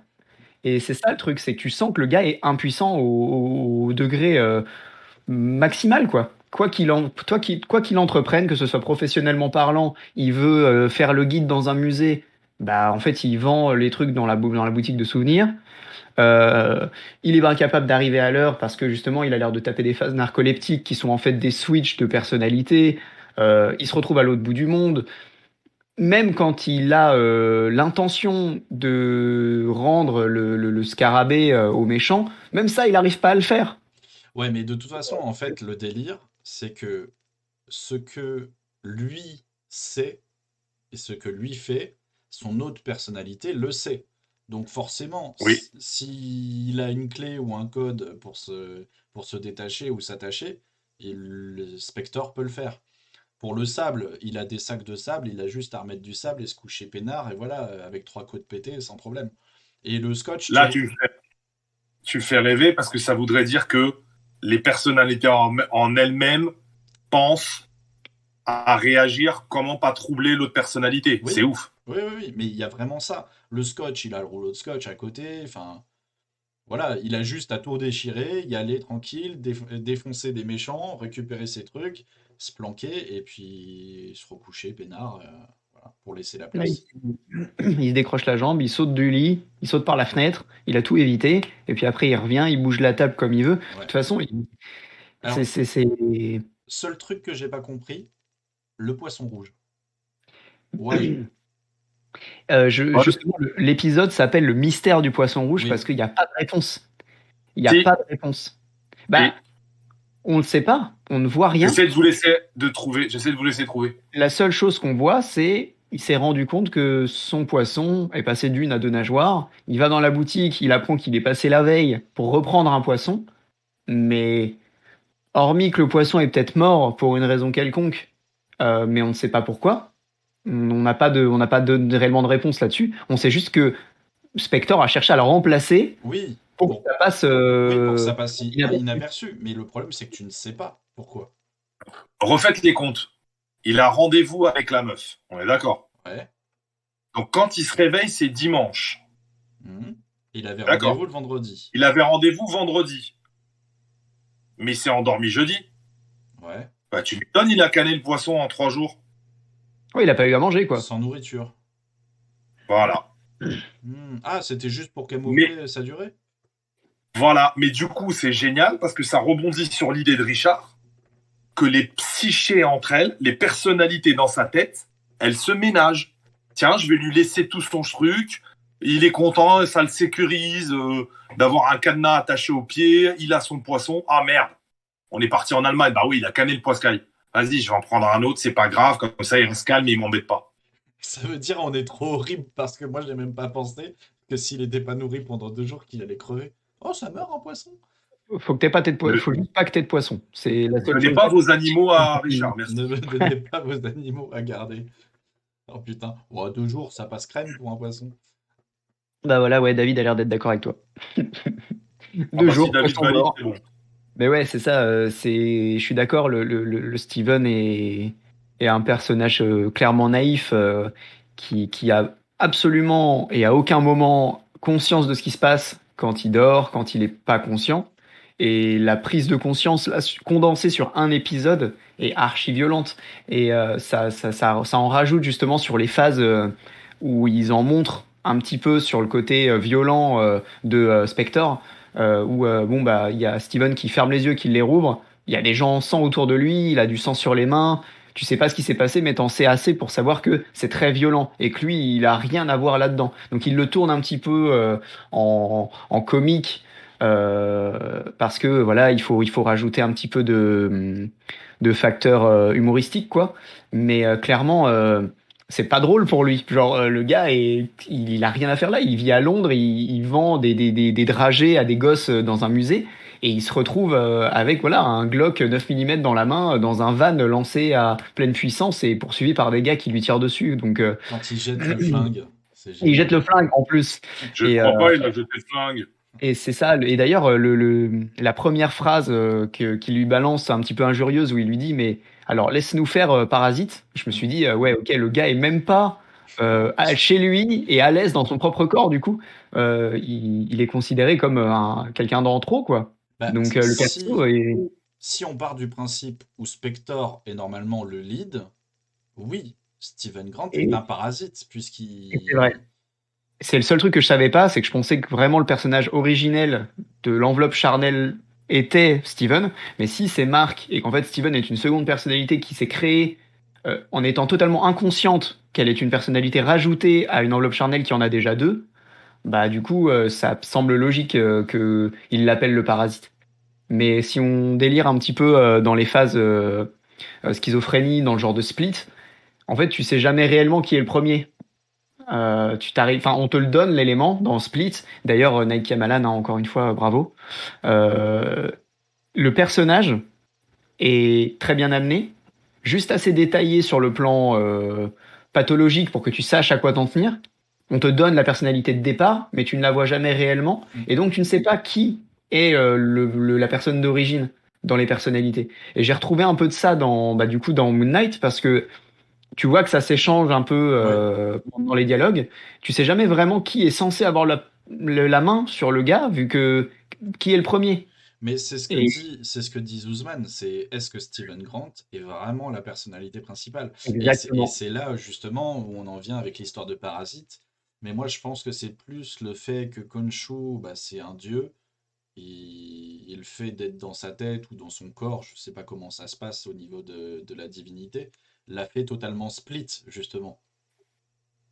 Genre un pouvoir trop grand, le mec a pas supporté, son cerveau, il s'est split en Ouais. 3, 4, 5 personnalités, je sais pas jusqu'où on Mais va Du aller. coup, je vais pas vous spoiler, mais ça vous gêne pas, vous, qu'un dieu qui habite l'esprit d'un humain dise à la personnalité de cet humain, t'es un parasite. Hmm. Pose ben, ça là, je pose ça là et je passe. c'est vrai. C'est vrai que enfin, dans l'état actuel des choses, que ce soit Mark ou Steven, euh, le dieu est un parasite probablement Khonshu. tout autant qu'un des deux, quoi. Et Et on a toujours pas vu Mr. Knight. Ouais, c'est ce qu'on disait sur les trucs Faut qui pas nous oublier. excitent. ouais, sur ce qui nous aille pour la suite, c'est vrai que moi, Comment il va développer ça, quoi. c'est ça. Moi, j'attends vraiment de voir comment ils vont continuer à gérer les multiples personnalités, comment ils vont le développer, comment ils vont le rendre plus intelligible. Là où pour le moment c'est assez brouillon, c'est assez violent, très brutal dans les cuts du montage. Comment ils vont faire pour que ça devienne un peu plus fluide, que éventuellement ils se passent le relais volontairement, comment ça va être amené, quel degré de conscience Steven va avoir sur le fait de switcher d'une personnalité à l'autre. C'est un truc qui me rend assez curieux. Et après, c'est au-delà de la bagarre, c'est surtout voir comment le rapport avec l'antagoniste va se créer. Parce que pour le moment, hormis chier dans son ben, il a pas fait grand-chose, Steven. Il a passé le relais à Mark, qui a pété la gueule à un monstre. fin. Et on reste un petit peu là-dessus de se dire, ok, donc pour le moment, qu'est-ce qui se passe? Bah, Pourquoi il lui court après? Il n'y a pas vraiment de raison pour le moment, il y a rien de construit. Donc, hormis le scarabée, du coup. Alors, juste, après, je vais passer la parole à Richard. Juste, en fait, le petit kiff, c'est que si tu parles arabe, tu découvres que, en fait, Amit, c'est Hammout en arabe, et c'est la mort. La mort, ceux qui meurent. Donc, déjà, on t'a mis déjà le petit truc pour dire, ça va pas bien se passer, Rouillard. Vas-y, à toi, Richard. non, moi ce que je voulais dire, c'est qu'il y a un truc intéressant à faire, c'est que là on a vu un épisode avec Steven Grant en personnage principal. Tu peux faire l'épisode 2 en mode Mark Spector, le personnage principal, et ainsi de suite en fait. C'est vrai. J'y avais pas pensé. Il y C'est a, vrai, il y a ça que serait. 6 épisodes, mais c'est vrai que c'est un truc cool. T'imagines le deuxième épisode, tu vois quasiment pas Steven Grant, et tu vois au contraire Max Spector qui fait merde, je me suis endormi, j'essaie de reprendre le dessus. Bah, La limite, bagarre. Genre la situation inversée, genre un épisode où il n'y a pas de bagarre, tu l'as juste fantasmé, et l'épisode 2 où c'est que de la bagarre non-stop et c'est vrai que ce serait pas mal. ouais, Et faire une sorte de ce qu'ils ont fait avec WandaVision, c'est-à-dire que chaque épisode a une identité visuelle propre. Bah là, en fait, c'est chaque épisode a ouais. une personnalité en fait de Moon Knight qui lui est propre. Et éventuellement, ils pourraient même faire un délire de on repasse le même jour avec Ah chaque ouais, personnalité différente. Et en fait, les Avec trous des se cuts. remplissent au fur et à mesure. Ce qui fait que tu construis un scénario une, peut-être une semaine sur sans fin. exactement, genre c'est ça, un truc qui se répète avec des trous qui se remplissent petit à petit au fur et à mesure qui dévoilent les identités et les personnalités du personnage quoi. Oui, David, tu l'as dit. C'est vrai, c'est Pas vrai qu'il d'accord. il la colle archi, il la colle archi tôt le truc du voir toutes les personnalités et Ouais. c'est vrai que je suis d'accord, j'avais pas pensé au délire de switcher de personnalité par épisode, mais ça me chaufferait bien de voir ça aussi. Après, là, on est dans le fantasme. Bah oui, c'est le Du but. Hein. spéculatif. On se fait des kiffs, quoi. C'est vrai que Oscar Isaac, il joue beaucoup de personnages dans l'univers Marvel. C'est vrai. Et effectivement, référencé Égypte, hein, plutôt. Hein. Donc, ouais, t'as un petit peu ciblé, quoi. Mais je suis d'accord, petit clin d'œil sympathique, Thomas. C'est vrai que alors, je sais pas si c'était volontaire de le reprendre sur un rôle d'un Je personnage pense pas. égyptien, Je pense pas. mais ça a un petit charme et j'aime bien l'acteur. Bah voilà, du Tout coup, à fait. très bon acteur, comme dit Maya. C'est exactement ça. Je pense que c'est un très bon acteur. Genre vraiment, il m'a rappelé un petit peu Mark Ruffalo dans ses mimiques très vulnérables, humaines de la personnalité de Steven, pardon. Et tu sais, voilà, comme on disait tout à l'heure, Steven, pas Stevie. Steven. Steven. Marquez Euh, là. C'est et à marqué. partir du moment où il se regarde dans le miroir et où il lui dit vas-y, passe-moi le relais, c'est plus le même regard. Et là, j'ai eu l'impression plus de retrouver, comment il s'appelait, l'acteur précédent de Hulk. Edward Norton. Norton. Edward Norton. J'ai cette image de Edward Norton, que ce soit dans Hulk ou dans Fight Club d'ailleurs, qui, qui traite en fait de multiples personnalités, autant l'un que l'autre. Et Euh, Bana. Et Bana, on en parle? et Bana? Bana, le premier Ah Il non, Hulk. était pas né. je vois Il pas qui était c'est. pas né, Paul. Il peut pas te parler de Bana. Ouais, moi j'étais en couche culotte. Il avait 2 ans. Il avait 2 ans et demi. Non mais en vrai ouais, le jeu d'acteur est très très bon et je suis d'accord, c'est un acteur qui se voit donner un rôle déjà à la hauteur de son niveau. Et on va voir ce que ça donnera sur la suite des épisodes, mais s'il continue à jouer aussi bien qu'il a joué et à donner autant de crédibilité au personnage sur le plan empathique, tant que sur le plan, on va dire un peu voilà bagarre et tout, tu vois, si le gars il se retourne, il y a Heja, il commence à se dire allez c'est bon, on va se battre, et il a sa tronche sérieux en un claquement de doigts, et où on voit ces permutations-là se faire à l'écran, comme on l'a vu sur le premier épisode, je pense que bon, ils auront tout gagné, quoi. Ouais, ouais, je suis d'accord. Ouais. En tout cas, bien convaincu par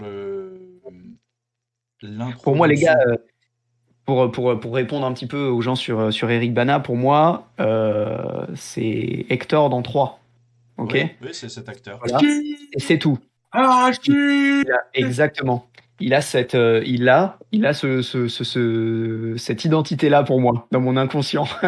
Et du coup, je ne le sors pas de ça, même si en l'occurrence, donc j'ai vu les films Hulk avec Bana, mais que j'en ai pas un souvenir assez marquant pour donner mon avis dessus, quoi, clairement. Je préfère parler de ceux que je connais, à savoir Edward Norton, qui donc, je le redis, a joué dans Fight Club, qui est un film sur la schizophrénie, dont certains éléments m'ont été rappelés dans Moon Knight, à savoir les phases d'éveil et tout, qu'on vit dans la fin de Fight Club, qui sont très très cool. Ouais, mais là, Que tu vois, dans- c'est encore plus fort. Parce que, ok, Fight Club, mais il y a deux acteurs qui jouent quand même des rôles bien distincts. Alors que là, c'est ça. Oscar Isaac a Il joue, réussi à nous faire le même effet ouais. avec Et Il y a vraiment seulement deux lui-même. personnages.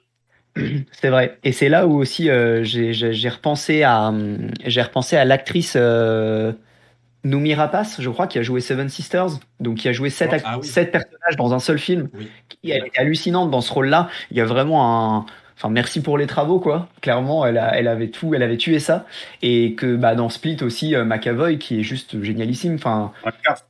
ouais, bon, les 24, encore une fois, il te les montre pas toutes, donc il a un palmarès de 24 sans forcément en avoir joué chaque rouage, mais de ce qu'on en voit, c'est convaincant. Et j'ai cette attente-là, on va dire, de Moon Knight. J'espère qu'ils arriveront à garder cette cohérence et cette justesse sur le traitement des switches de personnalité, sur la construction des psychés individuelles de chaque personnage et de comment elles vont être développées dans le scénario. Après, bon. C'est vraiment le seul truc qui fait l'objet d'attente de mon côté, vu que je ne connais rien du personnage. Scénaristiquement parlant, que l'antagoniste soit un dieu ou pas, ou un avatar du dieu, ou même voilà la petite marionnette du marionnettiste, et que au final ça ouvre à la fin de la série sur un vrai gros méchant, peu m'importe. La construction du personnage, moi, fait plus l'objet d'attente actuellement, parce que le personnage n'a été vu nulle part ailleurs que dans cette série. Ce qui, contrairement à toutes les autres séries Marvel jusqu'à maintenant, est du jamais vu. C'est-à-dire que tous les autres personnages, bah, Loki, on l'avait vu, Captain ou Falcon, on l'avait vu, Soldier, on l'avait vu. En fait, tous ces personnages-là avaient été déjà introduits via le MCU. Là, Moon Knight, c'est du jamais vu. Le personnage a été créé dans un format de série télé. S'ils ne le font pas correctement, il va y avoir un gap entre la qualité du background de ce personnage-là et celui des autres persos du MCU qu'on verra dans les films futurs, à savoir bah, par exemple Universe of Madness là, qui va sortir. Si on n'est pas capable d'avoir un personnage qui peut concurrencer Scarlet Witch ou Doctor Strange, c'est dommage, ce serait décevant. En Mais fait, en fait, c'est très casse-gueule souvent d'introduire un personnage avec une série. Parce que quand on regarde Daredevil, les gens le connaissaient pour des mauvaises raisons, mais quand il a été introduit sur la série Netflix, ça a été un carton parce que la série, voilà, était très bien, mais le personnage était déjà connu. En bien ou c'est en ça. mal, les personnages étaient déjà connus, enfin, c'était déjà connu. Idem pour Punisher, les gens ont déjà vu les films ou entendu parler des films. Et une fois qu'ils ont introduit bah, Iron Fist, ça a pas été folichon. Bah, alors pour le coup pour les Defenders, Non, j'ai pas été un Defender, grand c'est fan. très bien, hein. J'ai pas été un grand fan de tous les éléments de la team, mais la série était bien. Euh, Individuellement, bon, pour moi, le top 1, c'est clairement Punisher. Genre, il y a zéro concu. J'ai beaucoup aimé Daredevil, hein, Ah, je préfère Daredevil. loin de moi l'idée de blâmer Daredevil. Il introduit d'ailleurs un très bon caïd et j'ai adoré ça. Mais juste Punisher, quoi. Le Non, mec mais là, je te parlais casté au vraiment des séries. parfait. Là, je te parlais vraiment des séries où on connaît absolument pas le personnage, genre Jessica Jones, Luke Cage, Et bah, Moon en parlant Knight. de Jessica Jones, moi je trouve que parfaite. J'ai pas aimé. Ah ouais? Non. Ah, mais moi, ne serait-ce que l'antagoniste Trop mou de du Jessica jeu. Jones, Trop mou du jeu. le, bah, la construction est lente, mais d'un côté, faut amener un personnage comme ça, il faut l'expliquer, il faut lui donner du contexte. Euh, Là où Luke Cage est très similaire là-dedans, Les gens ah, sont violents avec Iron Fist. ouais, je vois qu'il se fait un petit peu, je vois qu'il se fait un petit peu malmener. Après, je vais pas prendre position de le défendre. J'ai pas apprécié non plus Iron Fist. J'ai trouvé que c'était une sorte de Green Arrow un peu low cost, et c'est dur à dire parce que Green Arrow de base, enfin la série Arrow de CW a commencé très très très bien et a vite perdu de sa saveur pour moi. Donc trouver que Iron Fist était encore moins bon que à Green Arrow, c'est violent. Mais malheureusement, c'est ce que je pense. Après, Non, Thomas, la saison 1, elle passe pas, la saison 2, elle passe pas non plus. Y a rien qui passe, Thomas. Attends, vous parlez de quoi là? Iron Fist fucking. Ah, Iron ouais, Fist. pour Iron Fist, je suis vraiment pas fan. Par contre, Jessica Jones et Luke Cage, il y a une construction, encore une fois, du personnage, du background, de l'identité, et juste, enfin, et qui est juste très bien construite. Vraiment, elle est bien construite. Ça veut pas dire que c'est bien rythmé, qu'il y a de l'action, que c'est aussi agréable à regarder qu'un Punisher, parce qu'encore une fois, pour moi, ou qu'un Daredevil, parce que pour moi, c'était les deux meilleurs de l'univers Marvel Netflix. Mais Frank Castle, l'acteur qu'ils ont choisi est parfait. Le background est parfait. Tout ce qu'ils en ont fait, pour moi, était juste. Et même à la fin de la série, la création de son Némésis, il le fait de ses propres mains. Et je trouve ça juste trop bien. Genre, encore une fois, je trouve ça juste trop bien. Donc, j'en raconte pas trop parce que, pareil, c'est une série qui est finie et j'ai pas Ouais. envie de spoiler les Non gens. spoiler, et après on va se faire déchirer.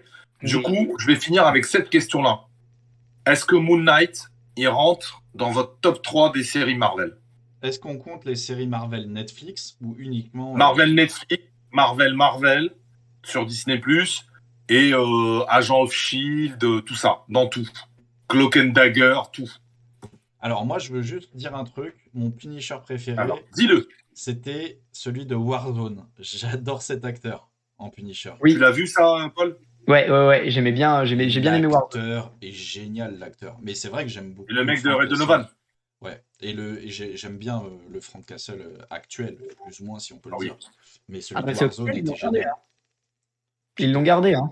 Ils ont fait comme, comme pour l'acteur de Daredevil, ils l'ont gentiment hop, Ouais. abattu vers eux en disant bon allez viens par là, on a un tout beau truc, ça s'appelle Disney+, je sais pas si tu connais, donc il y a de grandes chances qu'ils reviennent et qu'ils fassent des petites apparitions et ce serait très très cool d'ailleurs. J'aimerais bien le Et revoir. là, c'est cadeau pour toi. Ah, Aux États-Unis, il existe Hulu. C'est donc une chaîne qui appartient en partie à Disney, mais qui est orientée contenu adulte. Le projet d'une série Punisher est avancé. Ah bah voilà, Et il revient. demandé. Il y avait qu'à demander. Bah très Quand, quoi, concrètement, comment? On ne sait pas. Donc vas-y, Paul. Est-ce que tu mets Moon Knight dans ton top 3? euh, je, bah, J'ai mal au cul, je me je rassois. viens littéralement de lire ce que j'allais dire. Zuzman, merci à toi de jouer le prompteur. J'attendrai la fin pour me prononcer. Et c'est exactement ça. J'attendrai de voir comment le personnage va être développé. Après, juste pour le pilote, pour l'épisode 1, il met à l'amende beaucoup des autres séries sorties chez Disney+, sur ces dernières séries-là. Loki, Captain, quoique Captain, j'ai trouvé le premier épisode particulièrement bon, mais Vendavision, etc., il n'avait pas installé autant d'éléments avec autant de cohérence en un épisode. Par exemple, Vendavision, les gens ont vu le premier épisode, ils se sont dit qu'est-ce que c'est que ce délire? Pourquoi on voit un épisode en noir et blanc? Et en fait, la cohérence ne s'est construite que sur le temps. Ça veut pas dire que la série était mauvaise, loin de là. Ça veut juste dire qu'en un épisode, ça veut pas dire que la rentre. série était bien. Ah, mais ça, après, c'est une autre question. Mais On fera un autre truc dessus parce ouais, on qu'on va fera un autre dépasser les débrief. 3 heures après. On garde ça pour la semaine pro éventuellement. Mais ouais, Allez. dans l'idée, pour moi, le pilote, à lui seul, se place dans probablement le meilleur ou un des meilleurs pilotes des séries Marvel Disney+. Clairement. Au niveau hype et tout, j'ai hâte d'être la semaine prochaine, et c'était pas le cas pour WandaVision, par exemple. Donc du coup, ouais, moi je pense qu'il y a un potentiel de se placer dans le podium des meilleures séries Marvel, même si Punisher sera, à mon avis, indétrônable à mes yeux. Alors, hors Moon Knight, c'est quoi ton top 3? Je pense qu'actuellement, en top 1, il y a Punisher. Ouais. En top 2, ça oscille entre Daredevil et Jessica Jones. Ok, donc c'est ton podium, c'est les trois là. C'est bah non parce qu'en 3, il y a quand même Falcon et Tu serais pas en train Falcon. de me faire un top 4? Alors, on va dire qu'il y a deux ex aequo. 3,5. Voilà, c'est ça. Et ouais, donc ouais, clairement Falcon Winter Soldier en termes de construction scénaristique, d'éléments pareils qui ouvrent sur le MCU pour la suite, j'ai trouvé ça très cool. C'est vrai qu'on n'a pas parlé de Hawkeye depuis tout à l'heure. J'ai beaucoup aimé Hawkeye. Tu vois, et ben moi aussi j'ai beaucoup aimé, mais on n'en parle pas. Et miskin un peu, parce que la série est bien. Et en fait, j'ai l'impression que Alors, c'est un peu. la série est bien, mais est-ce que tu la re-regarderais? Non, mais pas plus que j'ai re-regardé C'est aucune des bon, séries c'est bon, on Marvel. s'arrête là, t'as tout dit. T'as tout C'est dit. ça. Moi aussi, hein, j'ai aimé, j'ai pris du bon temps, mais c'est fini entre nous. Ce On sera dirait qu'il nous parle de ses ex. c'est un one Et shot. toi, Richard, alors, tu mets où Moon Alors, Knight? Est-ce que ça mérite un top ou pas du tout? alors moi, mon top 3 actuel, sans compter Moon Knight, c'est Daredevil premier, Daredevil deuxième, Daredevil troisième. Non, non, Le gars est super objectif. non, vraiment pour moi, le meilleur, c'est pour l'instant, la meilleure série, ça a été Daredevil, vraiment. Euh, je mets absolument pas Jessica Jones. Ouais, je pense que Punisher est pas mal aussi. Et après, en troisième, il y a de la place, hein, en troisième. Loki était cool, il y avait du potentiel, mais j'ai pas trop aimé la version féminine de Loki, donc c'est ce qui m'a un peu refroidi. Et welcome, Amaz. Bienvenue à toi. Mais non, ouais, je pense qu'il y a de la place pour Moon Knight. J'attendrai quand même la fin pour me prononcer. Bienvenue Oriane. Je Ah, viens de Hamas, c'est voir, Oriane. je viens de voir le Hamas popper. Ah, d'accord. Bah, bienvenue, un peu nous faire coucou du salon. Moi, vite fait, Ah, en Defenders. démarrage sur le. Defenders, c'est mon troisième. Bien joué. Effectivement, moi, je tape d'abord le démarrage de Defenders, que j'ai archi kiffé, Daredevil, et je mets Moon Knight. Pourquoi je le mets tout de suite dans mon top 3? Parce que en démarrage, il y a tout. Personnage, costume, on pose les bases, le méchant, Ah, fais et on gaffe, hein. t'excite. Fais gaffe, ils peuvent merder sur le 3, le 4, hein, on sait pas, hein. Ah, j'ai parlé de démarrage. Ouais, le Un pilote, pilote, c'est hyper important. c'est ça. Et là, il y a tout. Donc, moi, je suis fan. Je kiffe. Ah ouais, non, par contre, il y a un énorme potentiel. Parce qu'en plus, ce qui est bien, bah, les gens qui connaissent le comics sont excités parce qu'au final, c'est assez respectueux. Et il y a ceux qui ne connaissent pas le comics qui vont kiffer le personnage parce que il est dingue. Toi là, derrière ton écran. Toi, là-bas, là, avec tes tatouages. Bah, Moi, en vrai, c'est totalement ça. au final, moi, je le connais pas vraiment le personnage puisque je l'ai juste vu se taper une nana dans les Avengers. Il y a quand même mieux, hein, pour un personnage. Bah, là, en l'occurrence, Et je crois si ouais, dans la croisade cosmique, je crois il se fait défoncer. ce qu'ils Moi, amènent j'ai, en un épisode est énorme. moi, j'ai une image. C'est bon. Est-ce que vous connaissez Bendis en termes de scénariste? C'est celui qui a créé Miles Morales. Ouais, carrément. Ok. Bah oui, du coup, Il a carrément. écrit, il a écrit 12 épisodes d'une série Moon Knight. Et moi, ma phase la meilleure, c'est Moon Knight qui rencontre le Punisher. Punisher il lui dit alors toujours cinglé. Et Moon Knight il lui dit alors ta famille toujours morte. Le bon pince sans rire, quoi. Exactement. Ouais, bah j'aime bien l'identité que ça peut lui apporter et je comprends de plus en plus le rapport que les gens ont euh, à, à Batman quant au personnage de Moon Knight. Le côté très pince sans rire, très sérieux, qui va te lâcher une punchline de derrière les fagots au moment où tu t'y attends le moins. Genre, ok, mais toi, c'est quoi ton super pouvoir? L'argent. Ah, ok. Et du coup, tu darka parce que le truc est juste bien amené et dans les moments où tu te dis, ouah, lui, ok, il blague zéro. Et puis en fait, si. Mais encore une fois, tout dépend de comment c'est amené. Et j'ose espérer que justement le dialogue qu'il va y avoir entre les trois personnalités va créer ce genre de rapport. Le côté très divin qui juge Steven comme un parasite, qui va gentiment peut-être lui lâcher des petites phases un peu acerbes, typiquement oh mais je sais pas quoi faire. Et bah ok, et bah laisse-nous faire. Genre barre-toi, laisse-nous faire, laisse-nous les commandes. Et bah ce genre de dialogue là, j'en attends beaucoup parce que ça, pour moi, ça légitime tout le rapport que les gens font à Batman, enfin font Mhm. avec Batman plutôt. Et ouais, j'aime bien ce délire-là. J'aime bien ce côté pince sans rire. J'aime bien. Ouais, Moi je non, pense que c'est une bonne piste. Mm. non, franchement, ça peut être très bon. Et suis-je le seul à avoir vu la VO et la VF? Oui, j'ai vu deux fois en VF, en VO, moi, pardon. Moi j'ai vu que en VO.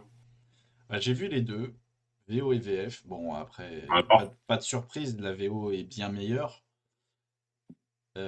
La VF est pas si horrible que ça, mais il y a des remixes en fait, en termes de ce qu'ils te disent dans la VO. Ouais, comme d'hab. Des tout petits trucs, tu vois, qui n'a pas lieu d'être, hein, sur des vannes qui sont Ouais, je traduites, déteste quand ils font ça. qui sont un peu traduites différemment. Mais ouais, la VF, la voix de Khonshu dans sa tête est bien cool. Hmm. Mais sinon, le reste, après, rien d'alarmant, ça reste quand même une bonne VF qui est, euh, qui est tout à fait respectable et regardable. Mais je resterai sur la VO, je pense, pour les prochains épisodes, même sûr à 99,9%. Ok. Le petit Ouais, alors, pourcentage, c'est si j'ai oublié de switcher Disney+. ouais, moi, je vais rester en VO parce que j'ai remarqué une dégradation. J'ai envie d'appeler ça l'effet Netflix. Une dégradation des traductions où les blagues elles passent à l'as, où il y a des contresens. Donc, non, quoi. C'est Mm. vrai. Et c'est là où justement je voulais aussi faire une petite remarque, c'est qu'effectivement il y a ce côté surconsommation des séries qui oblige à avoir un rythme effréné et du coup le taf sur la traduction est parfois pas ouf. Euh, Ce soir, Thomas, c'est Bafi. C'est le sniper Le de sniper, service. il est planqué, il est avec son fusil sniper et bon allez, qui je peux cartonner là? Bah la prochaine fois, joins-toi à nous, Thomas, hein. et ouais, Ah, carrément, hein. Malik, si tu nous écoutes, on t'emmerde. Et Bah non, non, ouais, ouais, non, dis tu pas disais ça. la VO, quoi. Ouais, Mm. je parlais du rythme de la VOD actuelle. Comme tu l'as dit, c'est arrivé avec Netflix, c'est arrivé avec la popularisation de la VOD. On a des très bons doubleurs en France. Genre vraiment, enfin, ça se ressent beaucoup sur les animes, notamment, surtout les derniers Ouais. récemment sortis. Il y a un travail de malade sur le doublage qui est entrepris en France. C'est un truc que je soutiens énormément. D'ailleurs, la VF, beaucoup de gens blâment les gens qui regardent les animes, etc. en VF. Au contraire, partez du principe que si ça existe, c'est qu'il y a des gens qui bossent dessus. Et quand c'est de bonne qualité, je pense à là, bon, je vous sors ça de derrière les fagots, mais Ranking of Kings, la VO la VF pardon est exceptionnelle. Je vous Tu conseille nous en de parles tout regarder. le temps de ce truc. Exactement, bah mec, c'est pas pour rien. C'est pas pour rien, c'est parce que le travail sur le doublage, je l'ai regardé que en VF, le truc, je l'ai pas regardé une seule fois en Jap. Et j'attends l'épisode doublé en VF exprès. Je me prends une semaine de décalage, juste parce que je trouve que le travail mérite l'attente, vraiment. Donc pour le travail sur la VF de Naruto, notamment aussi, c'est Exact. pareil. Il y a un Exact. travail de malade là-dessus. Donc je suis un fervent défenseur de la VF quand elle est doublée correctement. Donc, ne serait-ce que par curiosité, j'essaierai l'épisode 2, peut-être une fois en VF, une fois en VO, comme ça j'alternerai un petit peu. Elle est Et, respectable, hein, vraiment, et ouais, ça voilà, se regarde, et hein.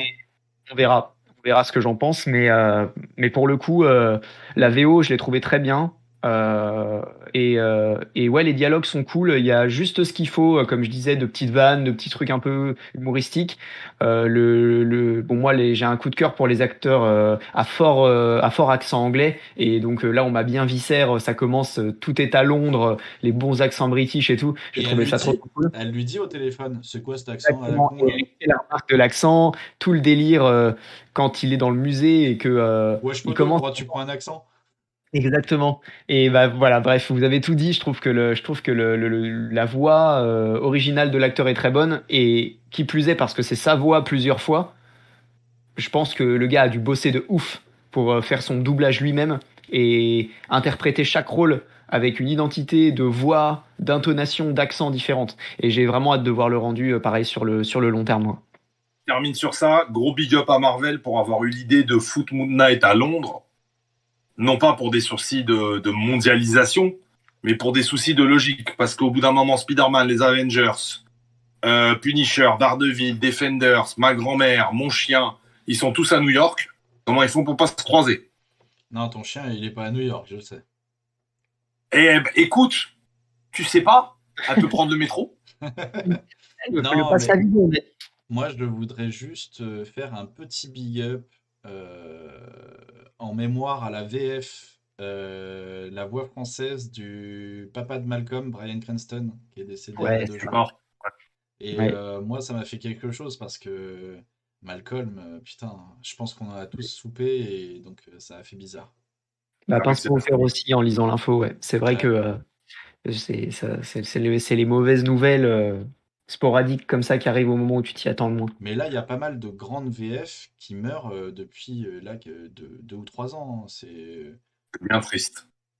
Ouais, t'avais la voix de Morgan Freeman. Non, t'as eu du monde, hein. Mais en plus, enfin, voilà, dans le délire pour le coup, de Jean-Louis Faure, c'était que le gars était dans le game. Voilà, il avait fait un Spirou, quoi. Tu Ouais, vois, genre, en termes d'identité de voix, le gars était très, très, très présent. Genre, C'est dommage. c'était un gars qui pesait dans le game, quoi. Et donc, Bryan Cranston, effectivement, ça l'a propulsé parce que Breaking Bad, parce que Malcolm. Mais vraiment, ce gars-là, pour le doublage français, pour le milieu du doublage, il a fait un travail monstrueux. Et merci pour les travaux, Monsieur Fort, quoi. Merci beaucoup. ouais, mais il y a eu, je crois, l'année dernière, la voix de Robert De Niro. Enfin, il y a du monde, hein. Ouais. Ouais, ouais. Non, ça Ouais, fait mais bizarre, hein. c'est les premiers à avoir rendu le travail de doubleur reconnu comme Ouais, étant un ouais. réel Mais travail parce qu'on a d'acting. grandi en plus avec ces voix-là. Morgan Des, Freeman, Mel Gibson, Robert De Niro, Bryan Cranston. Non, ça fait bizarre. c'est ça. Des voix emblématiques, quoi. Bruce Willis, Bon, la voix de Bruce Willis aussi. bah ouais, Mais il Il est pas est mort, là. faut lui l'appeler, oh, même pas. Non, la voix de Bruce Willis, pas Bruce la Willis. voix. Oui, d'accord, ok. Non, mais elle va pas me Allez. canner tout le monde, toi. Non, non, non. Eh, vous savez quoi? Tant que Tom Cruise, on aura l'impression qu'il a 30 ans et qu'il peut rejouer Top Gun 30 ans plus tard, je pense qu'on est bien. Mais on ne parle pas encore de Keanu Reeves là-dessus. Ah bah, Keanu Reeves. Eh ben, alors, il a pris quand même un petit coup de vieux, hein. Tu regardes Tom Cruise, tu fais putain, la scientologie, j'en parlais avec Thomas, Ça l'a bien conservé, quoi. Sartek, hein. Pas se prendre un procès bêtement à notre première émission, quand même, hein, par Oui, oui, contre. oui. Monsieur, Monsieur Keanu Reeves, hein, Voilà, voilà. voilà. J'ai l'adresse de Richard pour les avocats s'il y a un Voilà. problème. Monsieur Il n'y a Tom pas de souci. Cruise, j'ai rien dit, moi pas parlé.